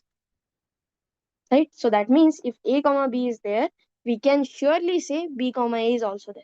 So the answer is yes, it is a symmetric relation. Okay. Yeah, so it's not a finite set. Now I'm taking numbers from integers, right? So there could be several pairs here, right? So for example, you can say that -1 comma 3 is there, -2 comma 4 is there, right? All those pairs are also there. But the thing is, since we have a very nice relation here, a very nice very nice condition is x plus y is equals to 2. If x plus y is equals to 2, y plus x is also 2. But in place of addition, if I take any other uh, relation, let's take one more example. So you have to collect all those pair x comma y such a way that x y both are integers and let's take x and y both are not equal to 0, 2, and there x by y is equals to 2. Okay, suppose now this is the new relation. Yeah, subtraction also you can take in that also. So division or subtraction, x minus y is equals to 2. In both cases, is this reflexive? Is this symmetric? No, correct. It obviously not symmetric because we know that 4 by 2, so that is 4 comma 2 is there in our relation R, because 4 by 2 is 2, but 2 comma 4 is not there in R. Right? So that means for one pair, I'm not getting the symmetric pair belong in my R. Okay. Again, I'll say that for every A comma B belongs to R, there should exist B comma A. Not for 1, not for 2, for every A comma B. Okay. So here we are getting one pair for which it is not true. That's why we can say that it's not symmetric. No. Okay. So I hope symmetricity is clear. Is there any doubt in symmetricity? You guys can thumbs up or okay. Okay. Now let's go to transitivity. So in transitive, we have to check one more thing. So it's a little additional work is, so let's see. So we say that again we have a relation R is a subset of A cross B. We say that this relation is transitive if A comma B belongs to R and B comma C belongs to R. Then we have to check if A comma C belongs to R or not. Okay, so here the condition is little bigger. So here we have to check for two such pairs. So first of all, these kind of pair should be there. Okay, if these kind of pair is not there, then we vacuously say that it's a transitive relation. I'll take the example too, but first understand what is the definition. So it says that if A comma B is there and B comma C is there, then you have to check A comma C is there or not. Okay, so it's like an if condition. Like if there are customers, then you can sell the product. Okay, if there are no customers, then what you can whom you can sell, right? So this is the first if condition we have to take, and then use the conclusion, that is the conclusion is there or not, A comma C is there or not. Okay, so let's understand by an example. So suppose I'll take a relation again here. We don't need the sets A and B. You can just simply look at the relation and say it's a transitive relation or not. Okay, so suppose I'll take example of this relation 1 comma 2, 2 comma 1, 1 comma 1, 1 comma 3, 3 comma 1, 2 comma 3. Yeah. Okay, so suppose this is a relation R. Yeah, so transitive means if A comma B is there and B comma C is there, if you find such type of pair, so here observe the position of B. B should be the connecting element by which you can transfer. Okay, so as the name suggests is transitive, right? So we are transferring A and C. So we are some kind of relating A and C together with the help of B. So if A comma B is there and B comma C is there, then you have to check A comma C is there or not. Okay. Okay, so I have one answer.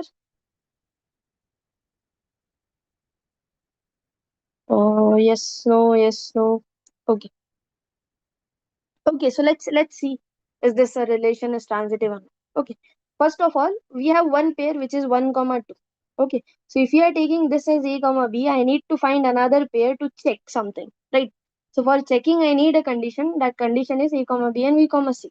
So if I am taking A comma B to be 1 comma 2, then 2 should be here and I need to find another C. So is there any element which starts from 2 in our relation? So the answer is yes. This is a relation which this is an element which starts from 2. This is another element which starts from 2. Okay. So we are getting that, okay, 1 comma 2 is there and 2 comma 1 is there. So we need, which pair we need? We need if A comma B is there, B comma C is there, then A comma C should be there. So what will be the resultant pair? Resultant pair will be 1 comma 1. So is there 1 comma 1 in our relationship? Yes. So that means this is there in our, okay. Now again 1 comma 2 is there, 2 comma 3 is there. So we need 1 comma 3. Okay. So 1 comma 3 is also is there. So this is also correct. Now is there any other pair which starts from 2? So the answer is no. Now let's work with 2 comma 1. Okay. So 2 comma 1 is there, 1 comma 2 is there. Resulting pair will be 2 comma 2. Okay. Is there 2 comma 2? No. 2 comma 2 is not there. So that means for this particular pair, the condition is not true. Transitivity condition is not holding. So that's why we can say that this is no, not transitive. Okay, because 2 comma 1 is there and 1 comma 2 is there, but the transitive pair, which should be 2 comma 2, is not there in the relation. That's why it's not transitive. Okay.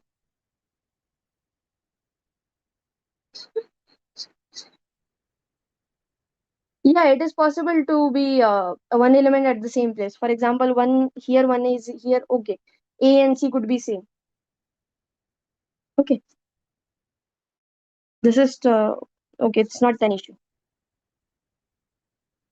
Even though A, B, C all pair could be same, but again we'll get ultimately the same thing. So it's okay. So yeah, we have to check for all. So we are getting one condition. So for one pair, it's not true. That means not transitive. If it is true for all, then we will say that it is transitive. Yes, this is the class for qualifiers too. Okay. So let's get back to our example. So after this, I just have one topic which is function. Then the class is over. Okay.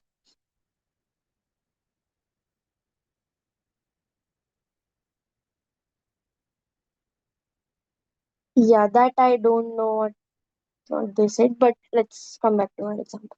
Okay, so as we have discussed the example so far, so suppose R is a relation. We are taking all x comma y pairs such a way that x, y both are integers and x plus y is equals to 2. Okay. Now what do you guys think? Is this a transitive relation? Yeah, this class will end before at 10 o'clock. Okay, 10 p.m. No, no, no, no. Yes.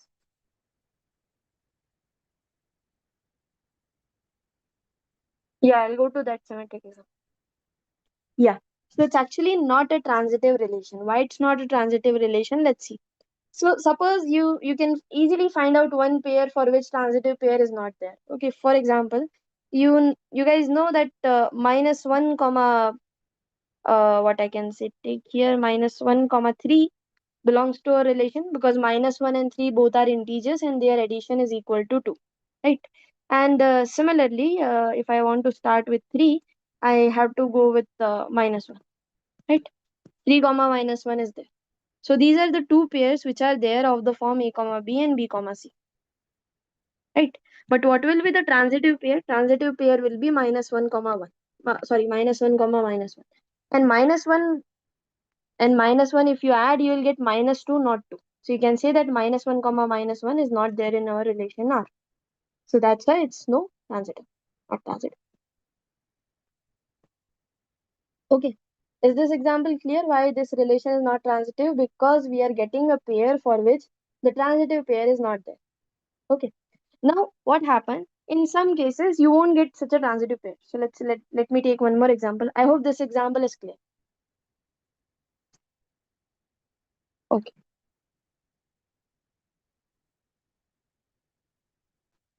Okay, cool. Yeah, so because of the integer only, it's getting not transitive. But if you change the set, then I don't know, maybe transitive. Okay. Now let's go to one. I'll take one more example. Suppose I'll give you this relation R, like 1 comma 2, 3 comma 4, 5 comma 6, 7 comma 8, 9 comma 10. Okay. So suppose this is a relation. Now, is this relation transitive?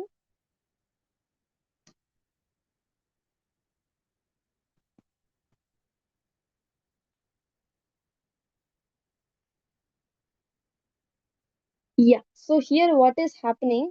We are not getting any type of A comma B and B comma C type of pair. Right? You guys observe that there is a specific position of B.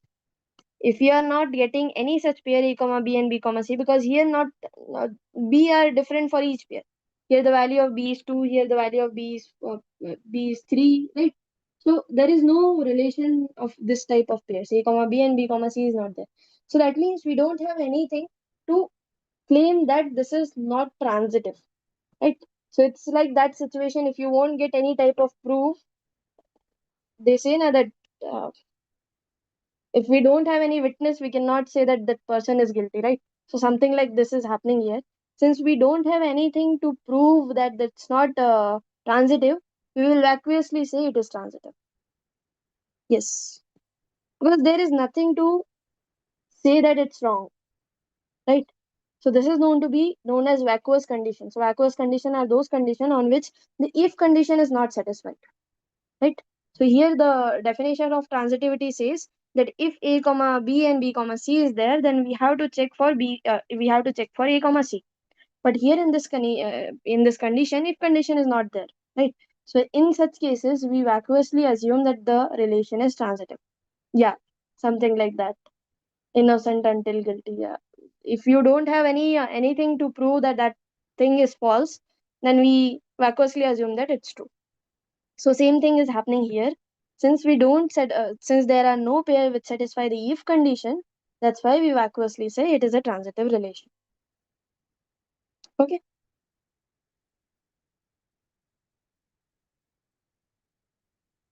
Yeah, you can get recording of this lecture over YouTube. I hope this is this only happens in transitivity, because in transitivity we have a large if condition. There is a very good connection between A, B, and B, C.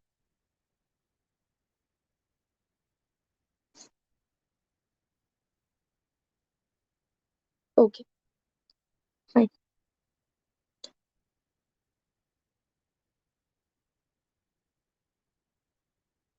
So this is one case you should remember in transitivity, that if you don't find such a pair, then you can vacuously say that okay, it is transitive. Yeah, antisymmetrical identity equivalence relation. So antisymmetric we don't have in our course, I guess. It's just like an opposite of symmetricity. Okay, so although I'll explain what is antisymmetricity identity equivalence. Okay, what is antisymmetric? Antisymmetric says if a comma b and b comma a is there, then a should be equal to b. This is antisymmetric means. Antisymmetric simply it's like that symmetric pair should not be there. Okay, it ultimately saying that okay, if 1 comma 2 is there, 2 comma 1 should not be there. This is known to be antisymmetric, but I don't think in our course we have antisymmetric, but although it's good to know. So antisymmetric relation follows this definition. Okay, each type of relation has their own specific definition. Okay, so first focus on the definition, what it says, and then you can easily check. So antisymmetric says if a comma b and b comma a is there, then a should be equal to b. Ultimately, it's saying that no symmetric type of pair should be there in your relation. Okay, that's why named to be antisymmetric. Now, what is an identity relation? Identity relation means suppose R is a relation on a set A, and set A has 4 elements 1, 2, 3.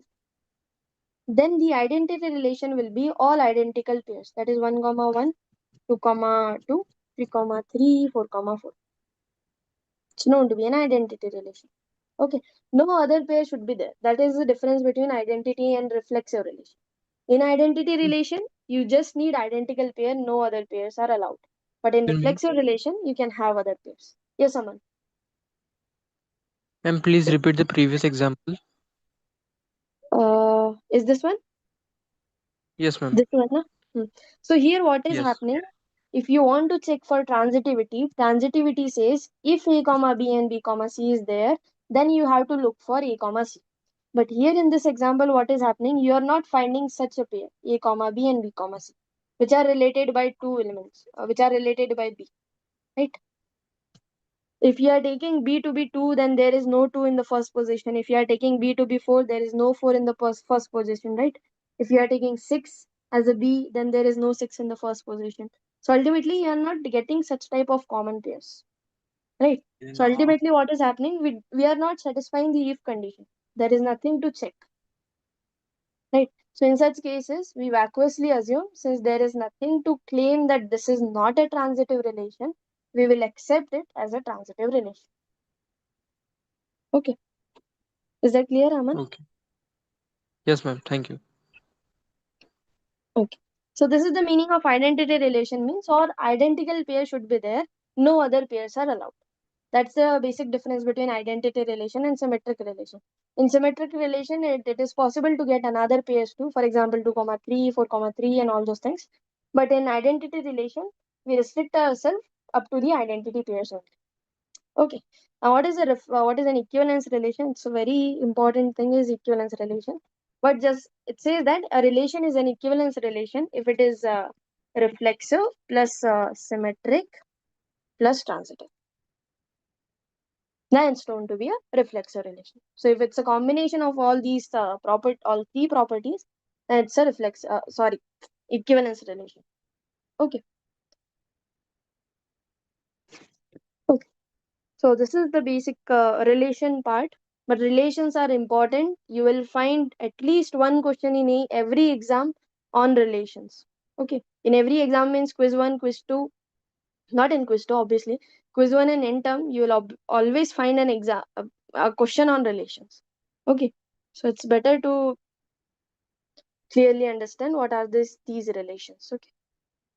It's between equivalence relation and equivalence classes. Yeah, equivalence classes is actually okay. So what will happen if you have an equivalence relation, then you will define a class or set which is known to be equivalence class.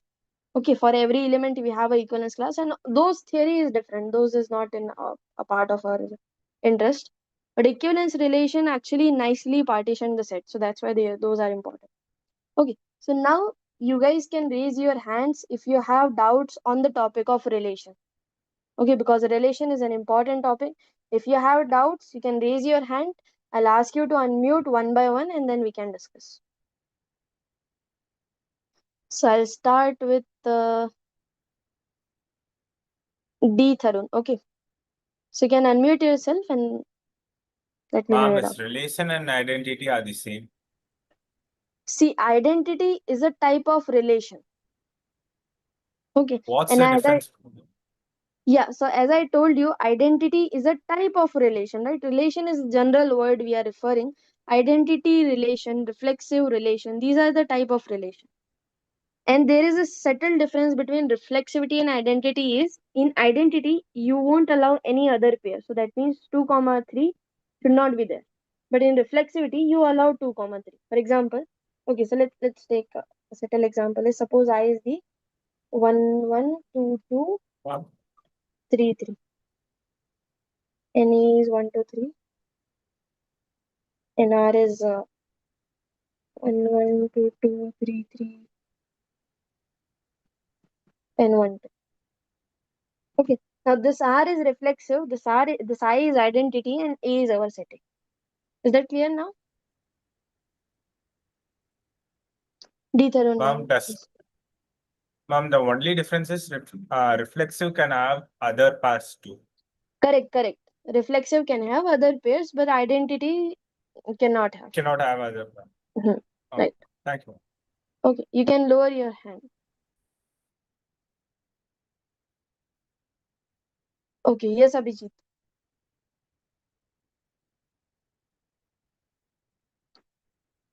Are you able to unmute yourself? Abhijit.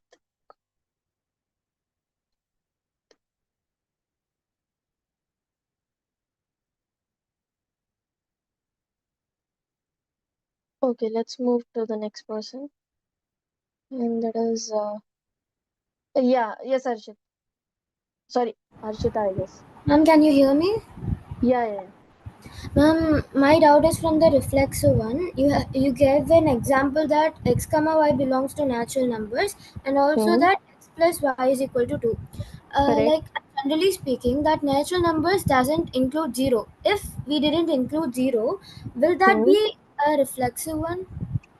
Okay, so so if you won't include 0, then there are no pairs in that relation, right? It will be an empty set. 1 comma 1, so it will be a reflexive one. Yeah, correct. Then it will be reflexive if you won't include 0. Okay, thank you. Right. Yeah, that's why the set that depends on the set too. Whatever elements you are taking. Let's go to the next one. Yes, Nikunj. So, ma'am, can we say that identity is just a subset of reflexive relation? Uh, you can say that not a subset. Subset is not will be a correct word to use. You can say that identity relation is also a reflexive relation. Okay. Yeah, that will be correct form. Yes, Krishna. Ma'am, I have two doubts. One is from this sets, and Okay. that is A1 minus A2 becomes 1, 2, 3. How you told that A1 is equal to 1, 2, 3, 4, 5, 6, and A2 is equal Yeah. to 4, 4, 5, 5, 6. 6, and 8, 9. Then Yeah. what about this 7, 8, 9? No. So see, A1 minus A2. That means we are removing from A1 and whatever left is there from A1, those we are collecting. Okay, are you getting my point? Yes, ma'am. Yes. So we are not worry about the elements in A2, whatever left over is there. We are collecting those elements in from A1 which are not there. Which are not there in A2. So ultimately, you are just erasing something from A1. So whatever left is there in A1, that you have to collect. Then what the left elements in A2 will be left. Yeah, those will be left. Those we don't need to collect. Ma'am, the second doubt is, can you just one more explain anti-symmetric? I don't get that properly. Yeah, it's okay. If you see, what is anti-symmetric relation is? So it says that if A comma B and B comma C is there, then this is implying A should be A comma B and B comma A is there, then A should be equal to B. Okay, so this is the definition part. So it's ultimately saying that there should not exist any symmetric pair. Ma'am, one doubt, ma'am. Yeah. As per the set theory, A comma B is not equal to B comma A, right? Yeah, so that's why they have written like this, so that no symmetric pair should be there. So if this condition is true, automatically if A comma B and B comma is there, it will be the identical pair only, 1 comma 1 or 1 comma 2 comma 2 type of pair. Okay. For example, if I take R to be equal to, suppose 1 comma 1 is there, 2 comma 1 is there, 2 comma 2 is there, 3 comma 2 is there. Okay. So now this is an anti-symmetric relation. Why is this so? Because this identical pair, although see what happened, the symmetric pair of identical pair is itself. So we want to collect those type of identity pairs too. We don't want to remove them. That's why they have written like this. If A comma B and B comma A is there, then A should be equal to B. So that means other than identical pair, there should not exist any other symmetric pair. Okay, so for example, here 1 comma 1 is there, so it's okay. 2 comma 1 symmetric pair will be 1 comma 2 and 1 comma 2 is not there. 2 comma 2 is there, so okay. So like this. That's why it's known to be anti-symmetric. Is that clear now? With that example, I just some problem with that. Means, Can you? yeah. So see, forget about everything. Anti-symmetric means you are allowed to take identical pair. Identical pair means A comma A type of pair, but there should not exist any other symmetric pair. For example, if 2 comma 1 is there, 1 comma 2 should not be there. Oh, Okay. okay. Right. So that's why they have written the definition like this, so that you are able to take the identical pair, but not the symmetric one. Oh, okay, ma'am. Okay. Okay, got it? Okay, got it. Thank you. Okay. Now let's go to next person. Yes, Drishti. Good evening, ma'am. Ma'am, I have one question related to set comprehension. Okay. Ma'am, as you said that we can write set comprehension to determine the infinite sets. But ma'am, as we read in 11th or class 12, that something about set builder form. So ma'am, is set comprehension and set builder form are the Yeah, those are almost similar things. So set builder form is the almost similar thing. In set builder form, I think you use the wordic or something like that. But both things you can use. It's not the need. What is the set builder form exactly? I forgot actually. Drishti? Okay, fine. Let's go to Lakshdeep. Yes, Lakshdeep. Yes, ma'am. I have to ask that in the transitive relation, that do A and C should be the same, or they are having a different values in a transitive relation? It could be same, could be Conditions. Yeah, different. Doesn't matter. it doesn't matter. Okay. Yeah. And one more thing, that is there is any example of equivalence relation? Equivalence relation. This relation you can take that you can collect the x and y such a way that x and y both are integers, and Okay. you can say that 5 divides x plus y. I guess. Yeah, got it. Yeah. Thank you. This is a equivalence relation. Okay. Okay. Yes, Nidish. Yes, ma'am. Ma'am, you said that anti-symmetric, na ma'am. Is there Yeah. anything like anti-reflexive and anti-transitive? No. We don't have anything like that. Yes, ma'am. That's the thing, ma'am. Okay, sir.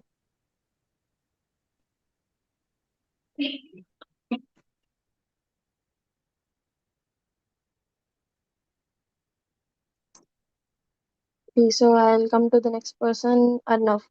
Yes, Arnav. Ma'am, my doubt is from like types of relation.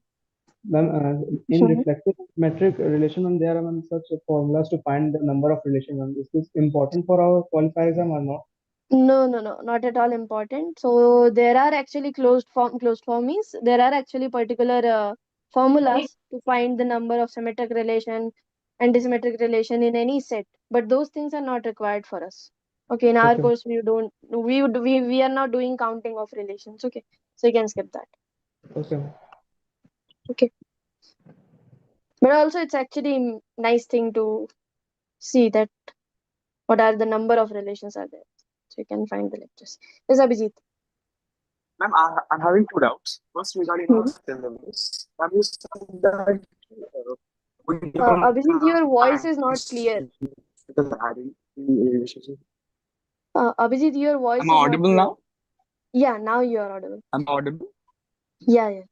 Am I audible, ma'am? Hello? Yeah. Yes, ma'am. I was my doubts was regarding syllabus and one regarding to the relation. First is Okay. regarding that you said that we're not having identity relation and Yeah, we symmetrical are in not our having. syllabus, Yeah, but I in our lectures. lectures we have been taught regarding both of them. Okay.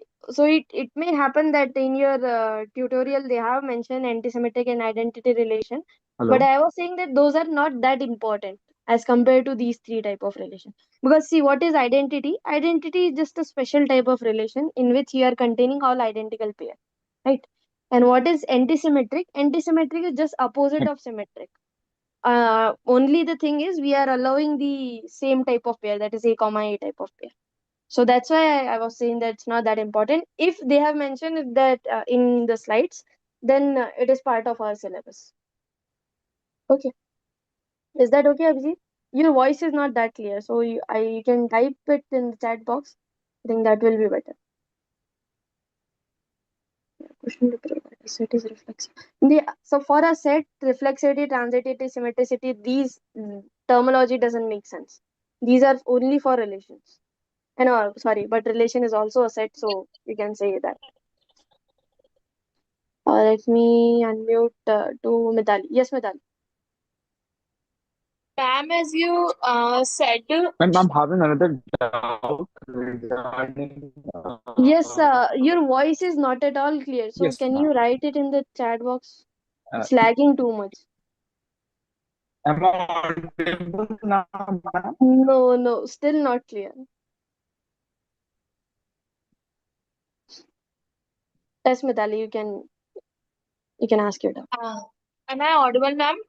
Yep. Ma'am, I'm asking that you are talking about A2 minus A1 or A1 minus A2 subset. Yeah. So can we define like A1 minus A2 minus A3 also? Yeah, you can define, but then you have to first compute A1 minus of A2 minus A3.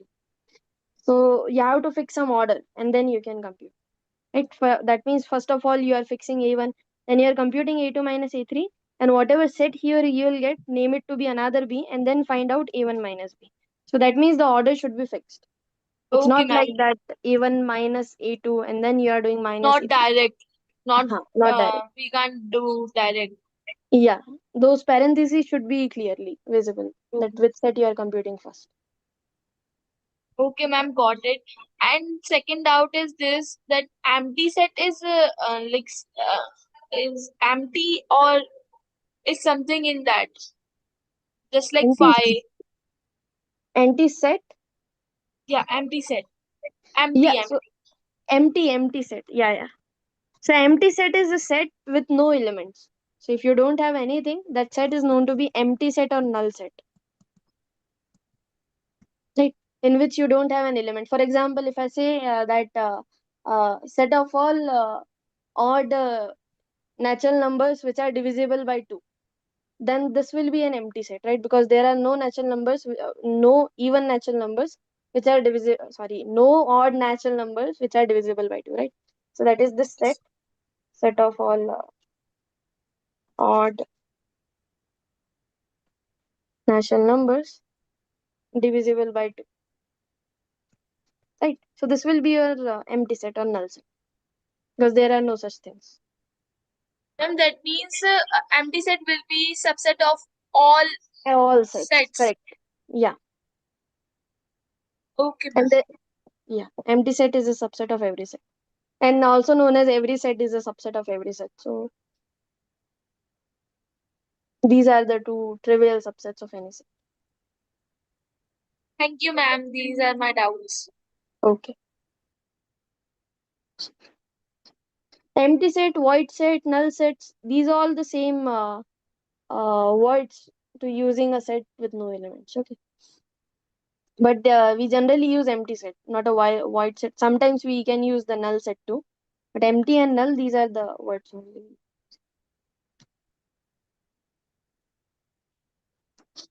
Okay. Let's go to Pankaj. Yes, Pankaj.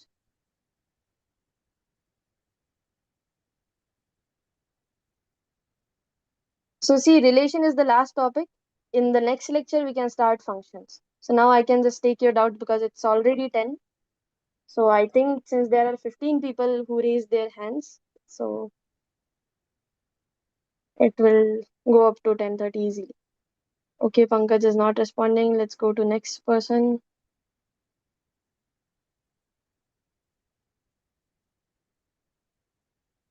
Yes, who's this? Yes, Neil is there, no? Yes, Neil. Ma'am, I have a doubt regarding an activity question. Can I share the screen? No, we will discuss all activity doubt in the next session because what happens, some people may not have attempted yet. So Okay, that ma'am, will be another further. doubt. Huh. Ma'am, can you please tell an effective method to determine if a function is onto? Because by the definition, if we are trying to Correct. determine for a long question, it is taking time. Yeah. So for onto-ness, this is just for you. Okay, just for Neil. One thing is, it's very easy if you find out the graph. Okay. So by the graph, you can easily judge. By the graph means, first of all, suppose this is the graph of a function, then you can easily say that as you are going towards infinity, it's going towards here infinity, and minus. Yeah. So something like that. So from the graph, you can say that that function is onto or not. And how you can say this, if you draw any type of horizontal line here, if every horizontal line is intersecting the graph, that means that graph, that function is onto function. Okay, every horizontal line should intersect. And this is I'm telling regarding to the codomain to be the whole real number. So that means if the codomain is whole real number and you want to find out that it is onto or not, that means every horizontal line should intersect. So this is one simple way if you have the graph. Is that okay, Neil? Okay, another doubt Other- that we are supposed to get, means as I've had in the session, the help from teacher from in the Google groups, but I cannot join the Google groups actually. So could you please? Okay, so this one I don't know how to deal with it. So Google group means what? From the announcement tab actually, means as in the live session they had told introduction session that the teachers will communicate all the announcements to the groups. Mhm. Yeah, so Neil, you just mention your email address in the chat box. I'll let them know to join you in the Google group. Okay, I'm mentioning. Okay. Yes, Rupali.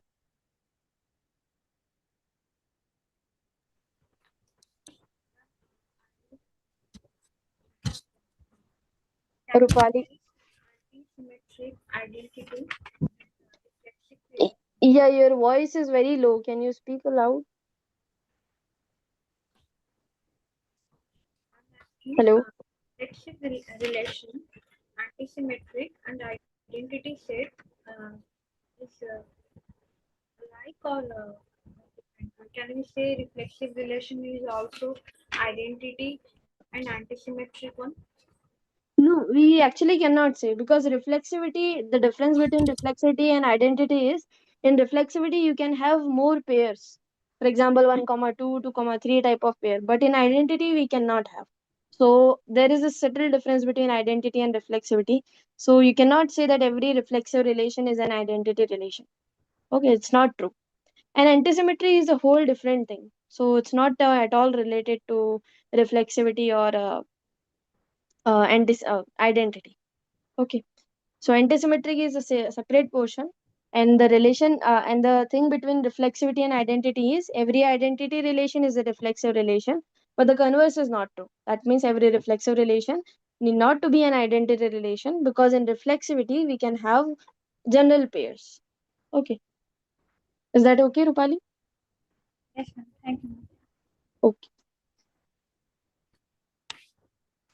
Yes. Jatin is there, I guess. Hello, ma'am. Yes. Ma'am, I couldn't really understand this equivalent relation. Can you please explain it again? Yeah, so equivalence is just a combination of all three properties. If it is reflexive plus symmetric plus transitive, if all three are true, then that relation is known to be equivalence relation. Just the group of all these three properties is known to be reflexive. Okay, ma'am. And also, is it safe to say that every identity relation is an anti-symmetric? Yeah, identity relation is an antisymmetric relation because, yeah, obviously, identity relation is antisymmetric, it is reflexive, it is transitive, it is symmetric too. So it satisfies all the conditions. Okay. Thank you, ma'am. Okay.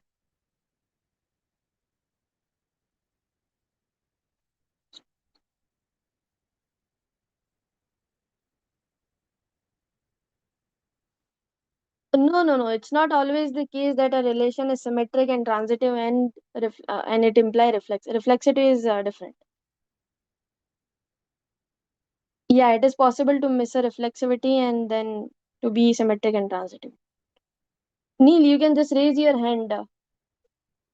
Your turn will be there. Yes, Hari. Are you the same Hari from the last time?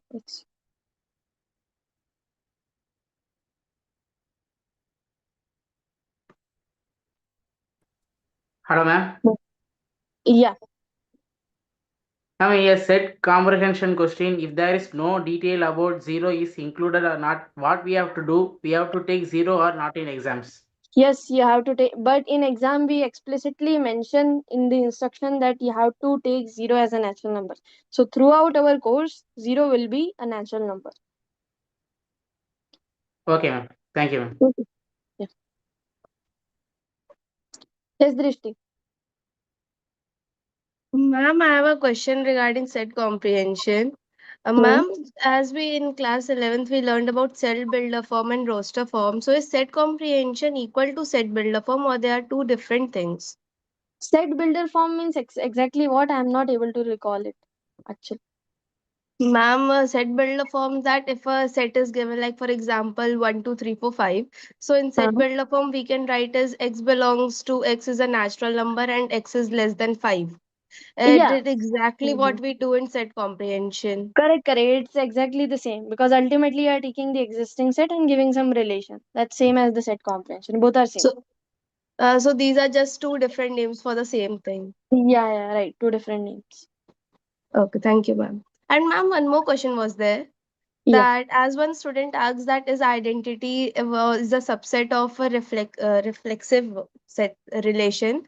So ma'am, you said that we cannot use the word subset. So ma'am, why is it not? Because as we know the definition of subset that it equals that means it's a part of. Yeah. So see, identity relation is a type of relation, right? There could be so many reflexive relations. So subset, yeah. So if R is a reflexive relation, I is an identity relation, that will be a subset. But in general, saying that I is an identity relation of some another set. For example, if I say A is 1, 2, 3, and here I have an identity relation. But suppose I have another set A1 with some elements ABC, and then I have a reflexive relation over here.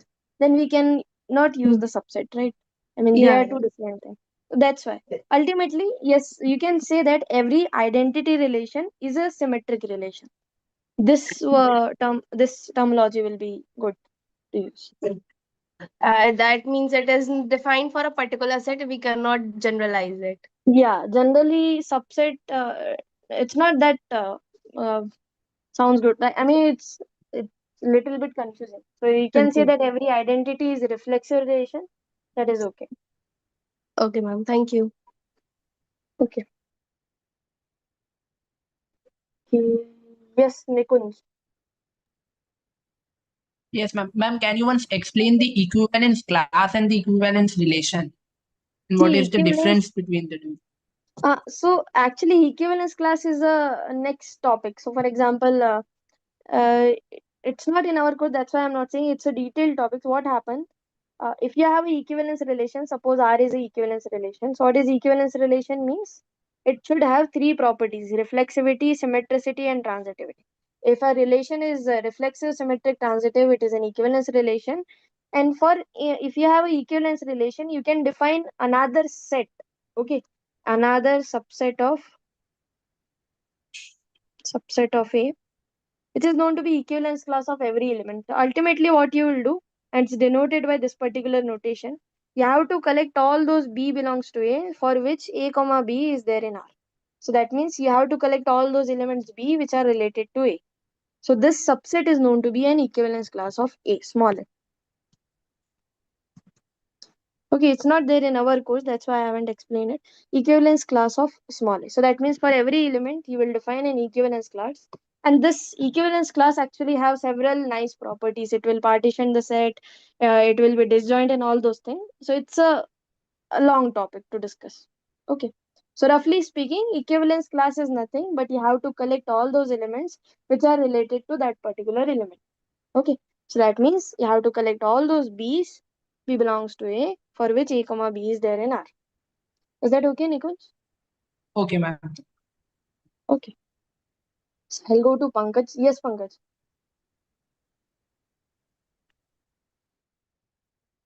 Okay, he's not answering. Let's go to Yagnesh. Yes, Agnesh.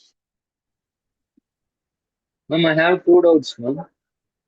Okay. So, to find number of relations when there is both reflexive and symmetric, what is the formula for that, ma'am? I actually forgot about that. So those formulas are little.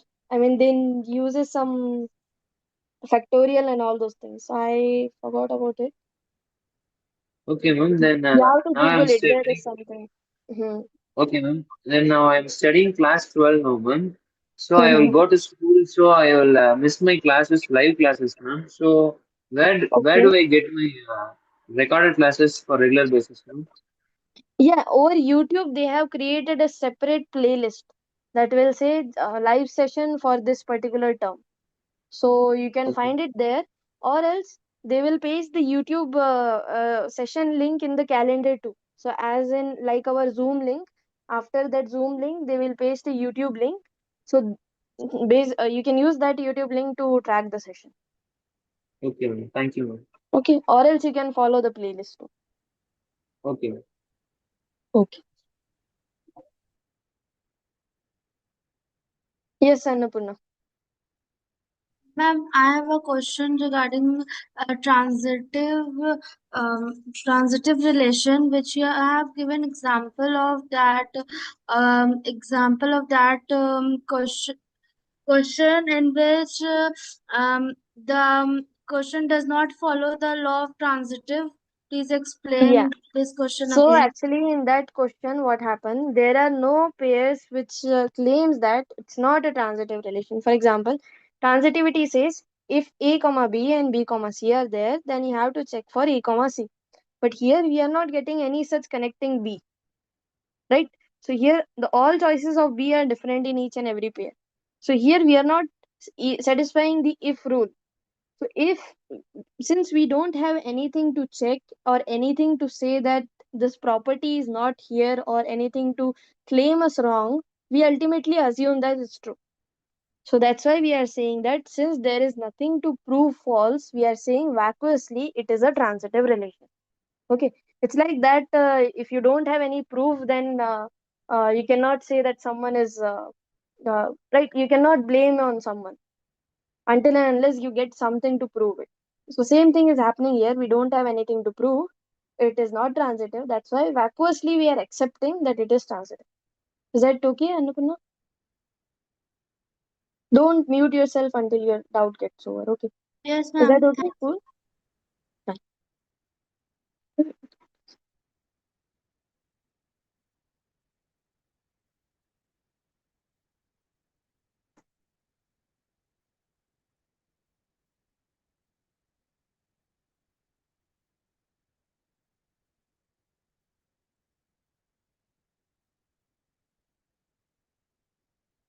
Okay.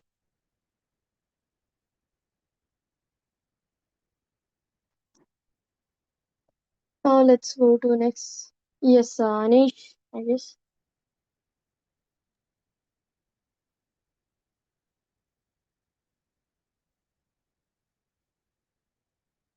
Anish Thomas.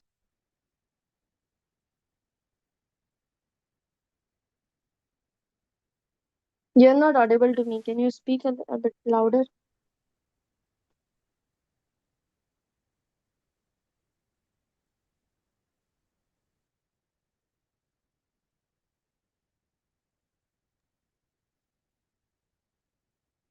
Ma'am, can you hear me? Yeah. Yes, ma'am. I actually had like two doubts. So, like, one of the doubts is like, suppose if there's like a question, math students are these many, and physics students are these many. Okay, they're asking to find if either one of the subjects, how many times is it occurring? So, Either like, one. are we like using union or like intersection? Like either one of them. Either one. Okay. So, so that means it could be in this one or could be in this one, right? Yeah. So for that means that you have to use this thing, union minus intersection. So they are using either or, right? Not both. So that means it could be either in A or either in B or not in both, right? Type of situation. So you have to take union then minus with intersection, because ultimately you have to select the number of students which are in maths or in physics, not in both, right? Am I right? So that means you have to Yes, ma'am. minus it Yes, ma'am. from you have to separate out the both students intersection part. So it's A union B minus of A intersection B. Okay. Ma'am, also like this is like out of topic question, but then during our qualifier exam, will we be provided with like paper to do the calculations and all? Yeah, they will give you rough sheets. Okay, all right. Okay, thank you, ma'am. Okay. Yes, Lakshdeep. Yes, ma'am. That example that you have provided, I am not getting it properly. Could you please explain it? Which one? Equivalence class example, equivalence relation example. This one? Uh, Yeah. So x is related to y if x plus y is divisible by 5. I think it is an equivalence relation. Let me. So actually, this is I think from beside of plus there is minus, maybe x minus. Mm-hmm. Plus with plus. Oh, let's see. So it says that two elements are related if their subtraction is divisible by 5. Okay. So is this first of all reflexivity we have to check, right? So is this reflexive? So it will be reflexive because x comma x is there, right? Because x minus x will be 0 and 5 divides 0. Yes, 0 is correct. divisible by any number, so reflexivity is there. Now second is symmetricity. So suppose if x comma y is there, so x comma y is there means 5 is dividing x minus y. So if 5 is dividing x minus y, 5 obviously divide y minus x. Minus difference is there, right? Because if 5 divides 10, 5 also divides minus 10. So minus doesn't change. So we can say that okay, y comma x is also there. Yeah, so I think with plus only transitivity make a little bit of an issue. But with minus, we can say that it's also transitive. Okay, so let's see transitivity. So this also you can check that if x comma y is there and y comma x is there. So what does it means? It means that 5 divides x minus y and 5 is dividing y minus z. Okay, I'm sorry, this is z. Okay. So now if 5 is dividing x minus y and 5 is dividing y minus z, then we can also say 5 divides x minus z. How is this so? Because we can say that x minus z is actually x minus y plus y minus z. Right? So it's actually x minus y plus of y minus z. And 5 is dividing this one, 5 is dividing this one. So that's why you can say 5 divides x minus z too. This means x comma z belongs to R. So it shows that it's also transitive. That's why it's an equivalence relation. Yeah, so I missed the plus sign. There should be minus sign, not a plus. Okay. Yeah, got it.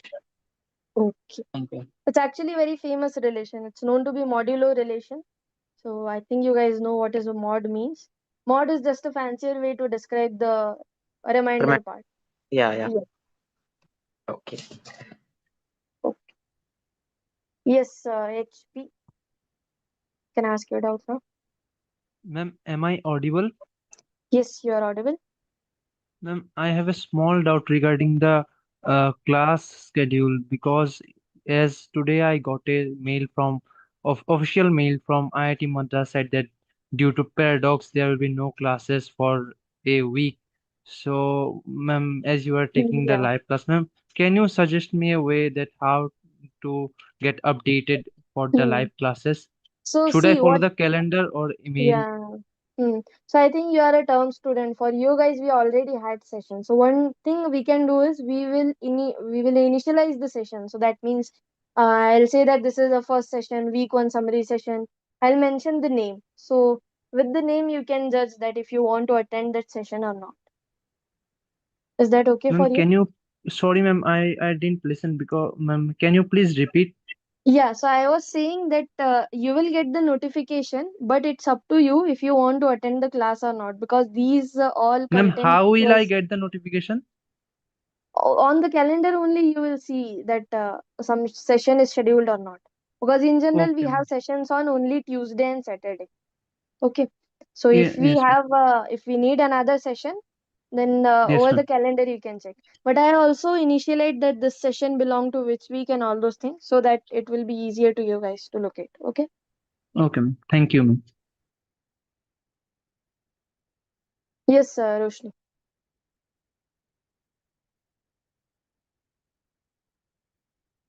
Ma'am, can you answer the question in the chat box?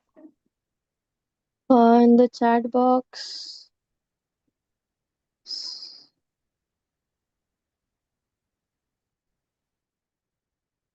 If x modulo y is equals to z, yeah.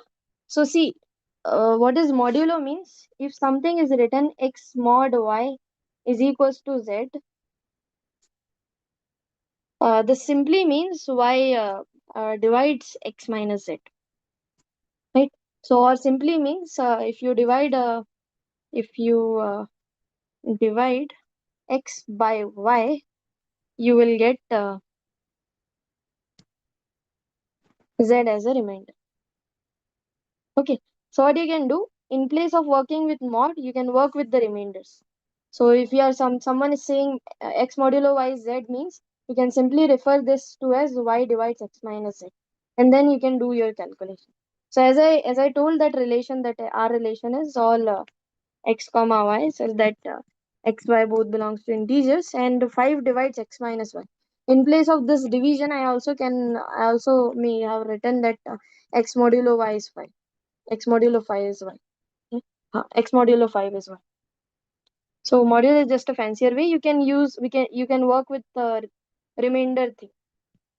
Assume that y divides x minus z and then solve the calculation. Is that okay, Roshni? I hope. Yes, Sai. Ma'am, I'm not having doubt in this topic. So the Okay. academics I have doubt. Like I have logged in with through JE or general applicant. How to check actually? I think if you have logged in with JE, you have to submit your score. So have you submitted your score or something like that? Score? Which score, ma'am? JE score, JE. No, ma'am. So that means you are in general thing. But You are I a qualified student. okay, ma'am. Actually, through JE I thought to log in, but Mm-hmm. I'm not logged in. I think so. Yeah, so that means you are a qualified student. Okay, ma'am. Thank you. Okay. Yes, Nikunj. I think I missed you there.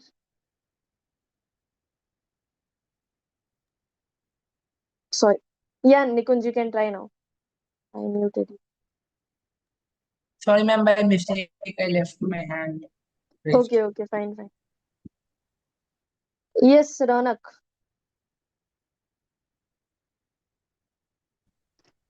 So the session is over here. We are just taking I and discussing hello, setup.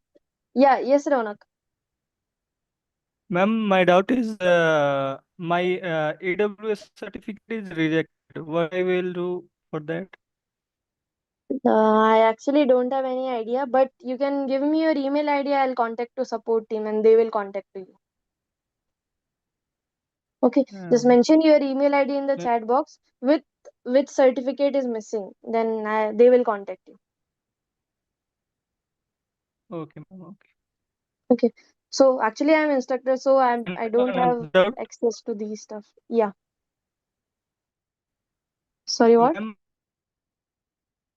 As a scheduled calendar, teacher was absent in the class of TA session of computational thinking. Oh, okay. So I will check with them what is happening. So there is a session, but no one is there. Teaching assistant TA is not there, right? That's what you are saying, right? Yeah, ma'am. Yes. So I'll ask them to remove the session or to inform you guys. Okay. I am mentioning Yes. email ID in the chat. Wait, I'll take the screenshot. Okay. Otherwise, it will. Yeah, just mention. You haven't mentioned it yet, right?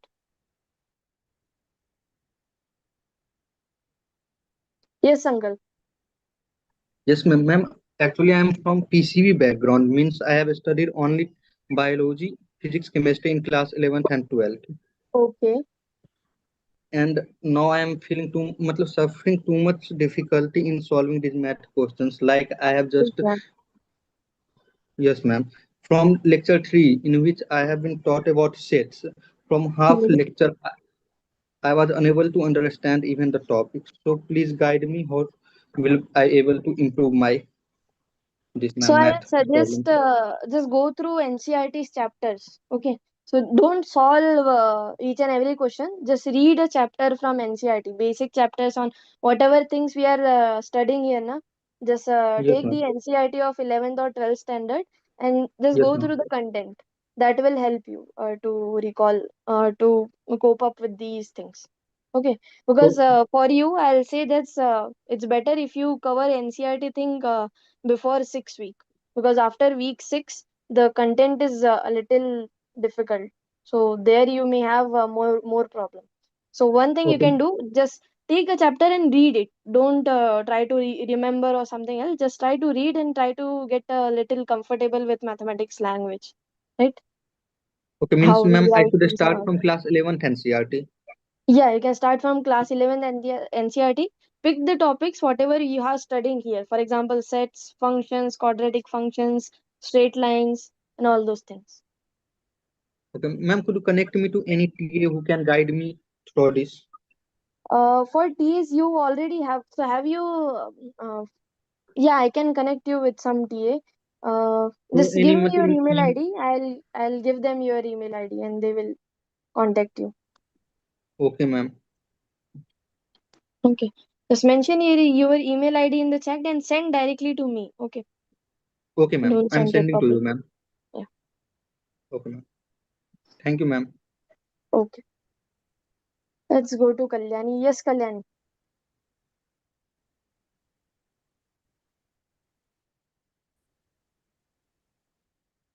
Ma'am, I'm audible. Yeah. Ma'am, from where we get the access of those recording links? It is already provided on YouTube. So in YouTube you Okay. can find a playlist. Thank you so much, ma'am. Okay. Yes, Adarsh. Ma'am, Google Calendar is not showing in my account and I am not getting the live classes link. Sorry, you are not what? Your voice Audio is not clear. not clear, ma'am. Hello? Now it is clear. Ma'am, Google Calendar is not showing in my account and I am getting not live classes link. Oh, okay. So you can also mention your email ID. I'll mention to, or else you can put a mail on support. So they will contact you back. You can also give your email ID in the chat box and also mention that your calendar is not visible. Okay. Write this full message. I'll take the screenshot and I'll send them. Okay. They will Okay, ma'am. contact you. Okay. So anyone who is giving their email ID, please also mention the purpose. Okay. I may forgot that what is your issue. So I can take the screenshot and inform the support team. Okay. Yes, Anurag. Oh, sir, on this one. Yeah. Do you have any doubt? Ma'am, am I audible? Yes, you are audible. Ma'am, I have a doubt regarding this assignments. There are Okay. these activity questions and practice assignments and graded assignments, right? Yeah. And for being eligible to write the qualifier exam, uh, the uh, activity questions are not important, right? Like for Yeah, they are practice not is important. important. They are just there for your practice. Okay, ma'am. Only graded assignments are important. Yeah, only graded are important. Thank you, ma'am. Okay. Still there are 8 hand raised. I don't know what is happening. Okay. Yes, Anshu. Ansh, sorry.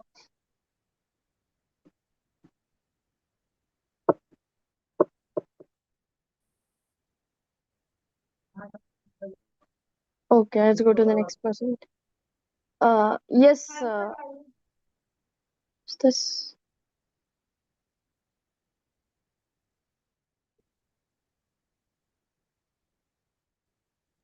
Yes, Hari. Do you have any doubt?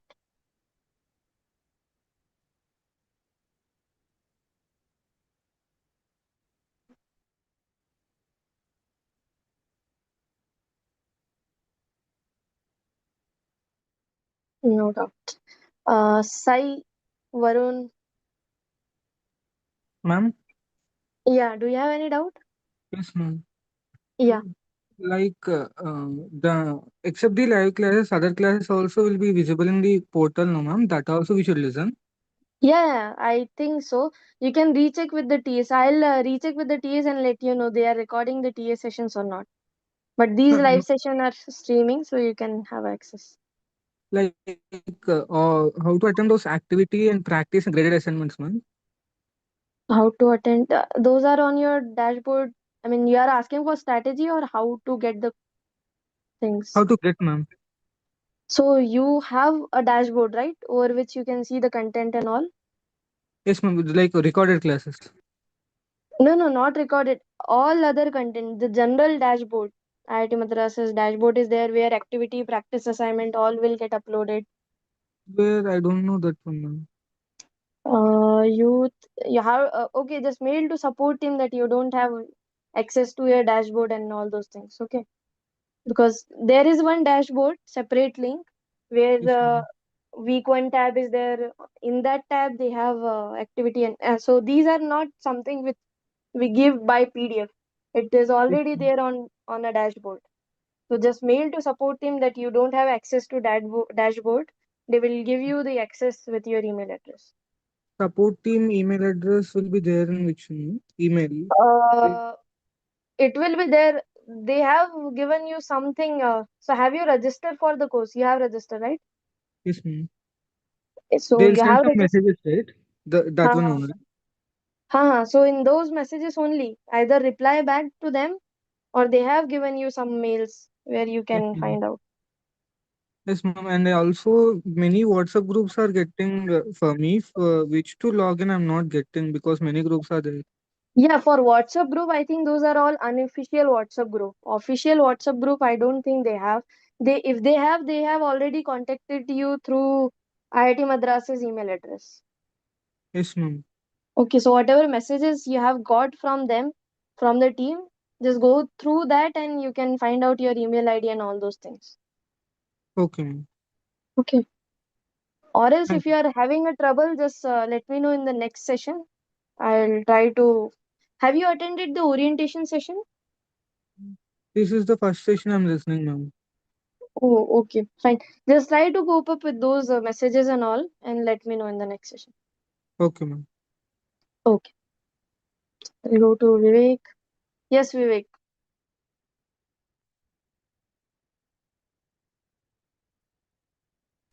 Ma'am, there is a quiz one for foundation level course who are in JA students, who are JA students. Yes, quiz one is for everyone. Yes, For but in my dashboard there is no admit card or anything that are like they for will, quiz one. yeah, they will give you. Okay. Now we have time to quiz one, right? They will give you before a week or before 2 to 3 days. Yes, they just mentioned there for August 3 and August 31. Yeah, they will give you a admit card and all information regarding the quiz before a couple of days. Okay, okay, thank you, ma'am. Okay. Yes, Harini Shri. Ma'am, Sorry if what I. will I... Hello, ma'am. Am I audible? Yeah. Yes, you are audible.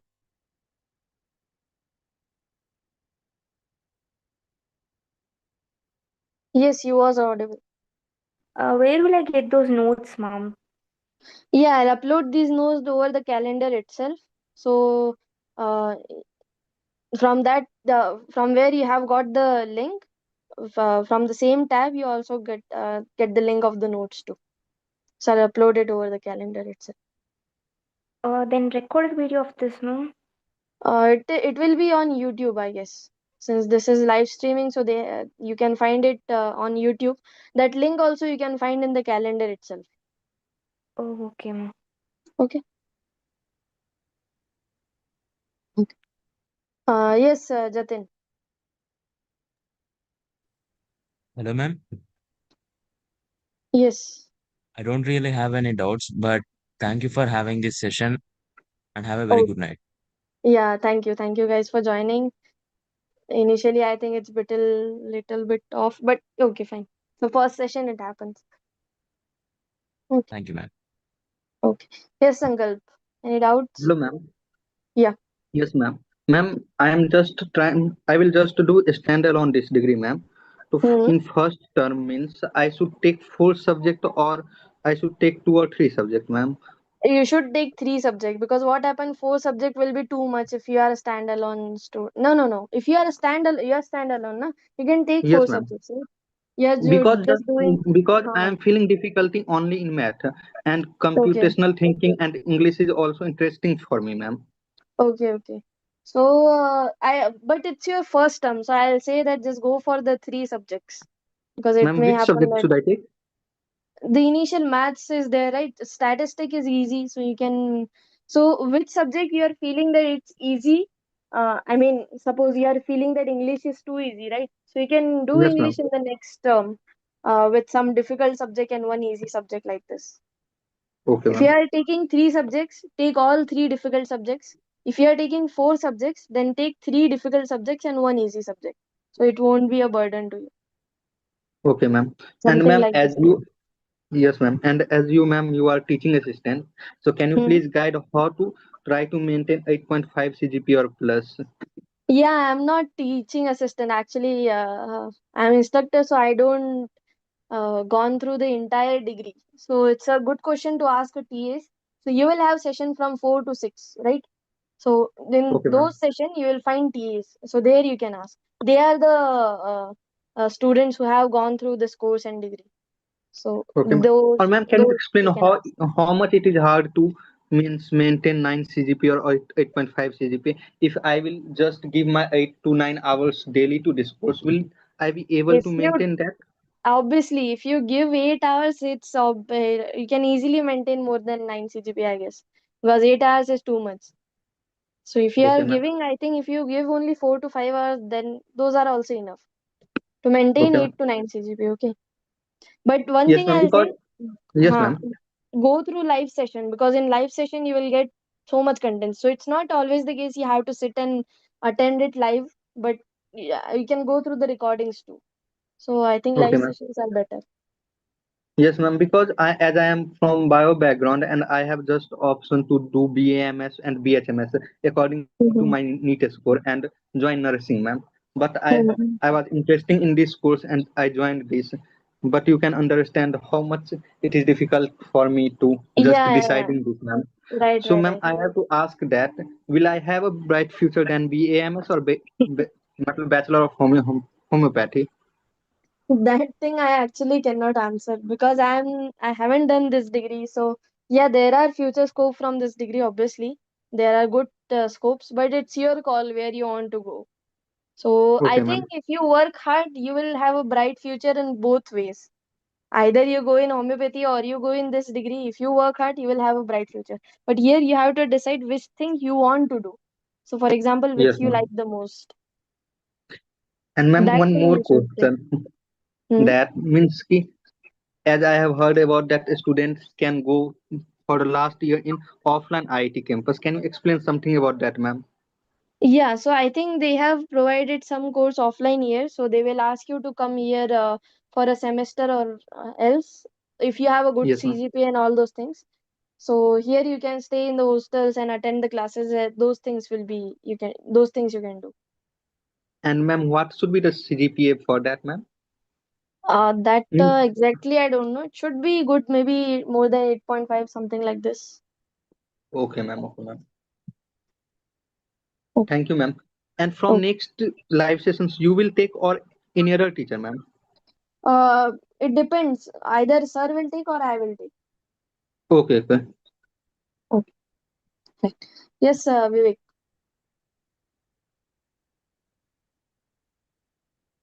Okay, Vivek is not there, I guess. Where's Drishti? Ma'am, it's an off question doubt, off topic Mm-hmm. related. Ma'am, as I'm pursuing this course, so I'm also in taking a college, means in my own city. So, ma'am, Okay. which branch should I take? Something core branch or something related to CSC? Because I'm going to pursue BTech. So which will give Uh, me a maximum output? Like, what should I do that it will be less burden for me as well, and I can get maximum out from this course and the BTech course which I will pursue. See, I don't know the exact thing, but I think it's better if you take something related. Related means since this is a data science degree, it's related to CS and all. So it's better if you take something in this direction only.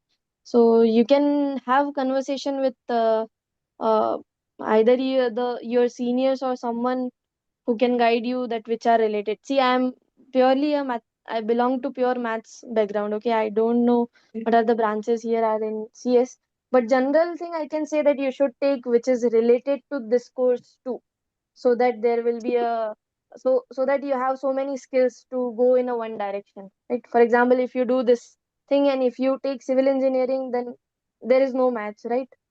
it Yes, ma'am. it won't help, something like that. So I suggest just go with the same type of thing, like So, ma'am, communication is as I there. was going through the branches in one of my Mhm. colleges nearby, so ma'am, Mhm. says that there are two branches. One is CSE, means computer science, and Huh. second was a computer science with data science specialization. Okay. So, ma'am, in those two, which you should say it's more Uh, beneficial. I, if I was there, I will select the data science one because I have both data science specialization with CS, because ultimately CS people jump into data science anyway. So it's better to go with the specializations from the first. If I was there, I'll select the data science one. Okay, okay, ma'am. But Thank it's you. your call. Okay, just Yeah. go through the syllabus and opportunities, that where you will get the more opportunities and all those things. Discuss with with your seniors and all people. Okay, after that, make a choice. So, ma'am, how I can connect them? How I can connect to them? So you are going to an offline campus, right? Yes, ma'am. So just go to the campus and search for your Ma'am, senior or ask. I have not started yet. I'm thinking to go because I just completed my Uh-huh. 12th. So I'm going means I'm going through the counseling process. After that, Okay. I'll go and connect to them. So Hmm. at first we have to select the branch. No, that which one should I go? So Oh, okay, that's okay. Mm-hmm. Still, I think by university you can ask someone that can you contact me, some of the persons who are doing this branch, or maybe some professors or someone. Just ask someone who are in there. They will mm. guide you. Okay, okay, ma'am. Thank you. Okay. Hello, ma'am. Yes. Ma'am, Shankar. please connect me with someone or either with you, ma'am, because I think you are from the core math background. You can guide me better in improving my math because I have not studied anything from after class 10th, ma'am. Yeah. So you can message me. I'll give you my mail ID. Okay, ma'am. Sankalp is this, no? Yes, ma'am. But I won't be here after this 2 months. That's the Okay, ma'am. I will mail unless. you whenever you will get time. You can just Yeah. suggest me, ma'am. Okay, ma'am.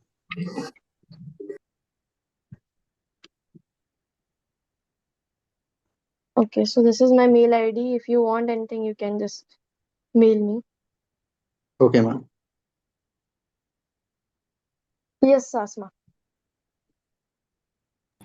Hello, ma'am. So I come from a pure science background. It's like a very generic question at this point, but Okay. I'm not sure how to cope up with math in general because um, I don't have I don't have the understanding of it besides the Okay. basics of it. Mhm.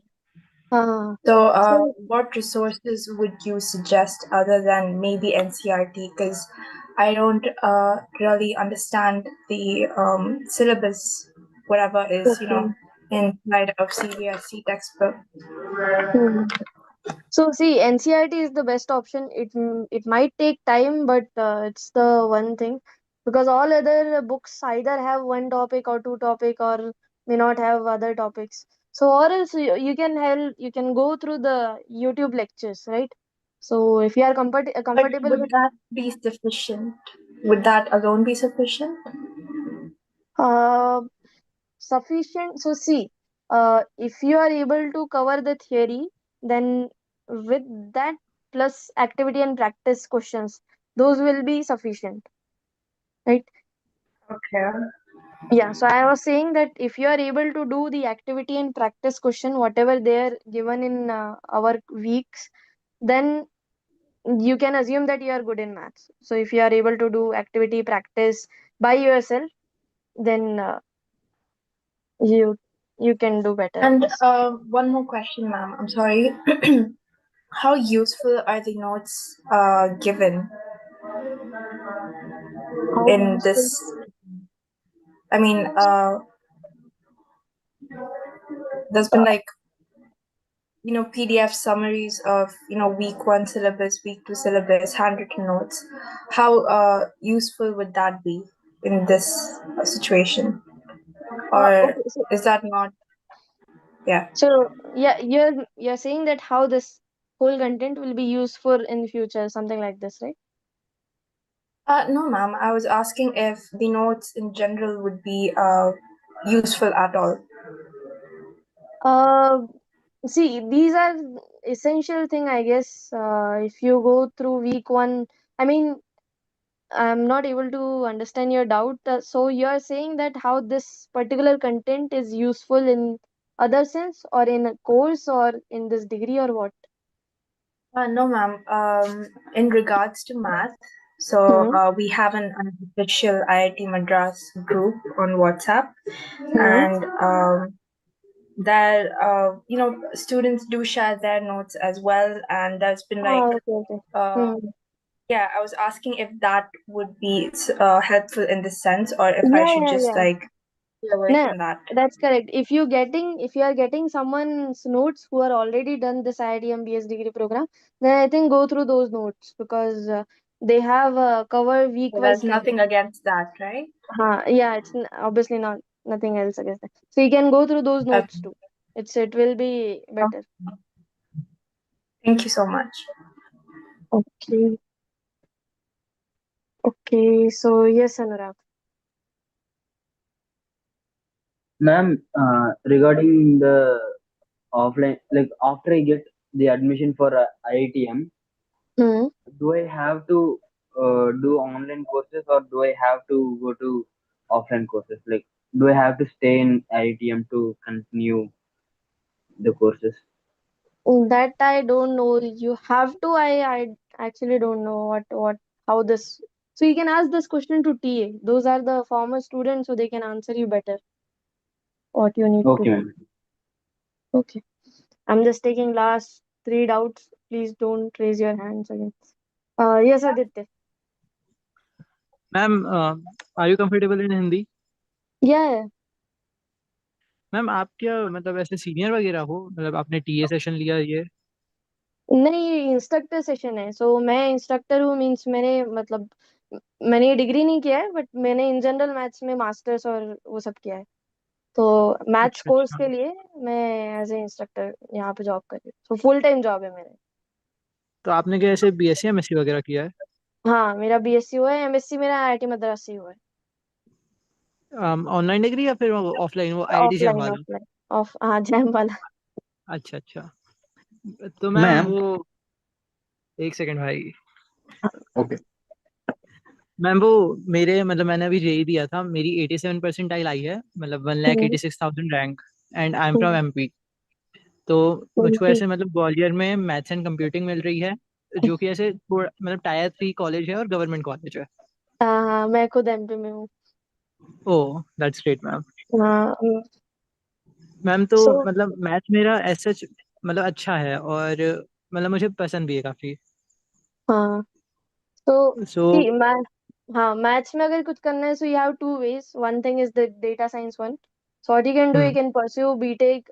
So mathematical thinking मतलब क्या मिल रहा है वहाँ पे, BSc BTech क्या मिल रहा है तुम्हें? बीटेक मिल रहा है मैथमेटिक्स एंड कंप्यूटिंग में। हाँ, तो वो कर सकते हो, and after that you can go. आप तो गेट ने भी डेटा साइंस का निकाल लिया है paper, so you can go हाँ गो थ्रू दैट। सो मतलब काफी ज्यादा ऑप्शंस है अगर वो भी लेते हो तो। उसके साथ में अगर मैम ये स्टैंड अलोन डिग्री कर लेते हो तो अच्छा काफी प्रोफाइल मिल जाएगा तुम्हें।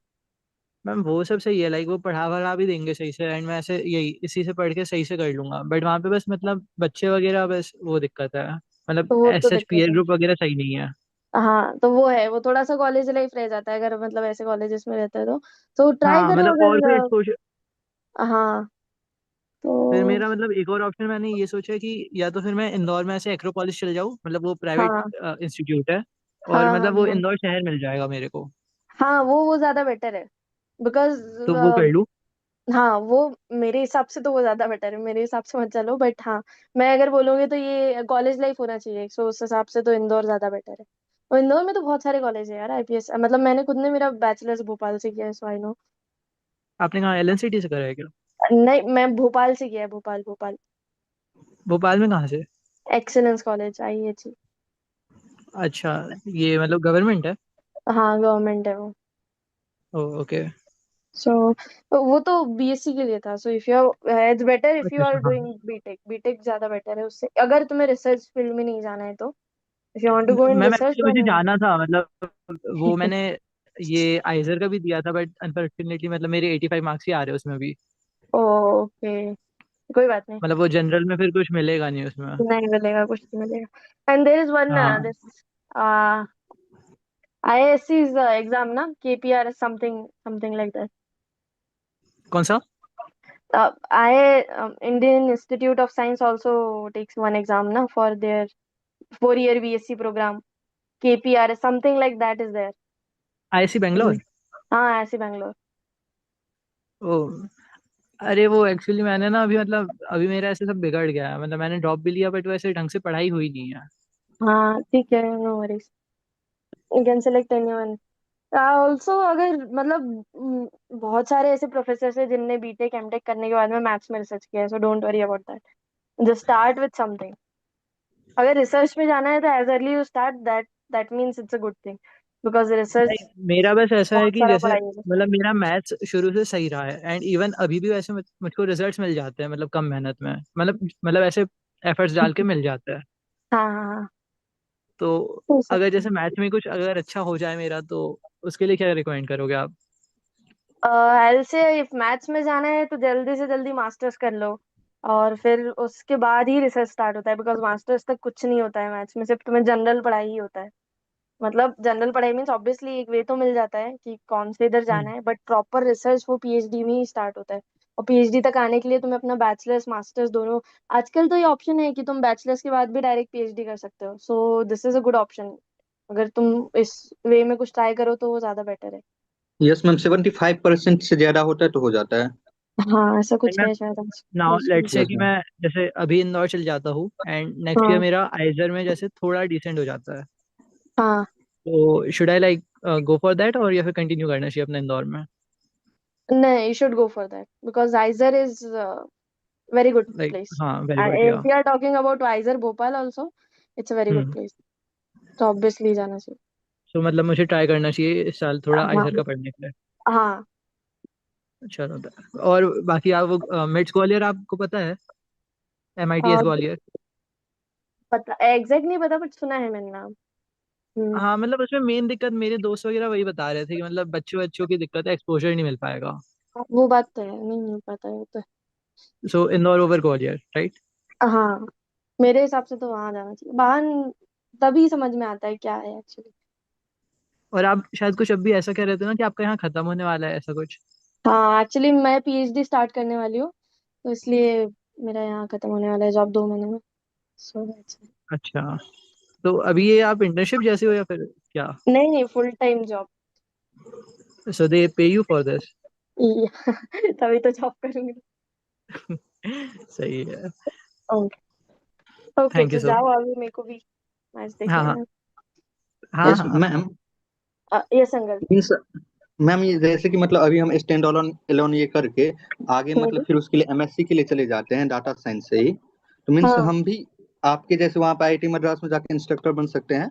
हाँ हाँ बन सकते हो, ऐसे बहुत सारे इंस्ट्रक्टर बने हैं इस बार तो, बन सकते ओके हो। मीन्स तो फिर ये नहीं ना प्रॉब्लम होगा, जैसे मेरा 11 12 में बायो था तो फिर वो बोलेंगे कि नहीं मतलब नहीं कि नहीं नहीं, 11 12 कोई पूछता ही नहीं है, मैटर करता है कि आपने आगे क्या किया है। अच्छा, मीन्स यहाँ से स्टैंड अलोन ये करके अच्छे से और फिर हाँ एमएससी में कोई सब्जेक्ट लेकर के वहां से आगे कर जाना है। हाँ कर सकते हो ऐसा। और तो ये गेट जैम मतलब कितना हार्ड होता है, कब से प्रिपरेशन कर देना स्टार्ट कर देना चाहिए, मीन्स सेकेंड ईयर से या कब से? किसी भी कॉम्पिटिटिव एग्जाम का प्रिपरेशन तो सेकेंड ईयर से ही कर दो, अगर कहाँ पे भी हो, BTech BSc, no matter what, start with yes second ma'am. Year, because third year में आपको एक चांस मिलता है, अगर वहां नहीं होता है तो आप 1 साल का गैप लेके कर सकते हो, और अगर आप लास्ट थर्ड ईयर में स्टार्ट करते हो देन इट इट बिकम, मतलब ज्यादा गैप लेना पड़ जाता है तो टाइम वेस्ट ही है, तो इसलिए मीन्स अगर मतलब स्टार्ट कर आईआईटी से सकते हो तो फिर जल्दी जल्दी चालू करो। और फिर आईआईटी से मास्टर्स करने के लिए मतलब मैम कौन सा एग्जाम देना होता है? जैम होता है एक, अगर एमएससी करना है तो जैम होता है, एमटेक यस वगैरह मैम। करना है तो गेट देना होता है फिर। अच्छा, और दोनों का सिलेबस डिफरेंस होता है? हाँ, गेट और जैम इसका सिलेबस बहुत डिफरेंट है। Okay ma'am. Okay okay ma'am guys, thank you ma'am. हो गया अब। Ma'am yes. In future if आपको आपसे कनेक्ट करना रहा तो आपको आपका ईमेल ड्रॉप कर सकते हो, लाइक आपका जब यहाँ हाँ खत्म हो जाए उसके बाद अगर जैसे करना रहा तो, मतलब I won't bother but just in हाँ केस। हाँ हाँ, ओके ओके, मैं दे। हाँ है, आदित्य इज ना, या can contact me in this.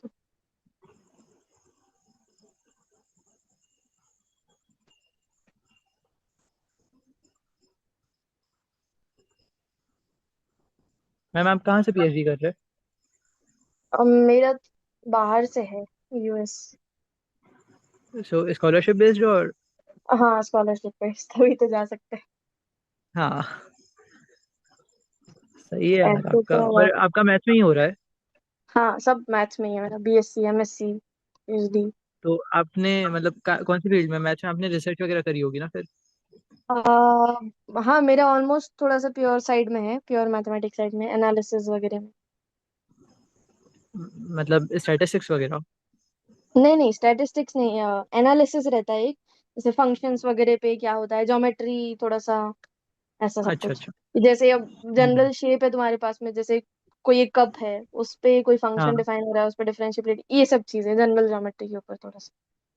Ma'am जैसे इन दिस प्रोफेशन जैसे मैथ्स अपन परस्यू करते जा रहे हैं तो ऐसे कहीं ये ऐसे साइंटिस्ट वगैरह इसरो वगैरह में यूज नहीं आता इनका कभी? इसरो में आता है यूज, वो लोग पेपर वगैरह निकालते हैं साइंटिस्ट के लिए, बट जनरली वो पीएचडी के बाद होता है, या तो फिर अगर तुम्हारा थोड़ा टेक्निकल टच है तो वो काम आता है। अगर प्योर इधर साइड से जा रहे हो, थियोरेटिकल साइड से, तो थोड़ा मुश्किल हो हम्म। जाता है, तो उसमें तुम्हें वेट मैम करना जैसे पड़ता है पीएचडी वगैरह के मेरा भी बाद। रोड मैप क्या रहेगा, जैसे मतलब या तो मैं बीटेक करूंगा या फिर वो आइजर सी बीएससी एमएससी, जस्ट मान हम्म। लेते कि इंदौर वाला रहेगा मतलब नॉर्मल कॉलेज से बीटेक वगैरह, तो फिर आगे का हाँ कैसा रहेगा मेरा? हाँ, तो आगे गेट का ऑप्शन है तुम्हारे पास, बहुत सारे ऑप्शन है, गेट दे सकते हो, जैम भी दे सकते हो, जैम के बाद कहीं एमटेक कर, वो एमएससी कर सकते हो, जैसे आईआईटी गुवाहाटी हो गया, उसमें भी हाँ। अच्छा ऑप्शन है आजकल एमएससी, मतलब वहाँ कंप्यूटेशनल में जा सकते हो। हम्म। तो ठीक है, अभी तो काफी ऑप्शंस है, जब से डेटा साइंस आया तब से तो बहुत ऑप्शंस है। अगर ये डिग्री करते हो तो मैम इसी में जैसे भी बहुत सारी, आजकल इसमें भी प्लेसमेंट्स करा रहे हैं वो लोग। सो इसमें हाँ, भी, इससे भी तुम एमएससी की जगह पे एमएस कर सकते हो in data science, masters, right. Then after BSc MSc बाहर से पीएचडी, हाँ, ऐसा कुछ कर सकते हो। Then after PhD after PhD वही फिर अपना किसी एक इंस्टीट्यूट को पकड़ के रिसर्च करते रहो। और साथ में वहाँ पे प्रोफेसर बन जाओ। हाँ, कूल। एक बात होता है जनरल तो, पर इसमें बहुत टाइम और लगता इसमें पैसा वगैरह बहुत सही है? है। हाँ ठीक है, मतलब लड़कों के लिए। कितना? हाँ, यहाँ से पीएचडी में तो दे देते हैं ऑलमोस्ट वो 40-50 थाउजेंड, बाहर थोड़ा ठीक मिलता है। नहीं बट पीएचडी के बाद जैसे प्रोफेसर बन जाएंगे फिर तो सही होगा ना, हाँ मतलब एटलीस्ट 12-18 तो मान सकते हैं। हाँ, आराम से, वो तो ओके। मिनिमम हो गया। ठीक है, ओके, बाद में चलो, सी यू गाइस, हाँ see thank you you in so the next much. Session. Thank you for joining, bye bye bye bye.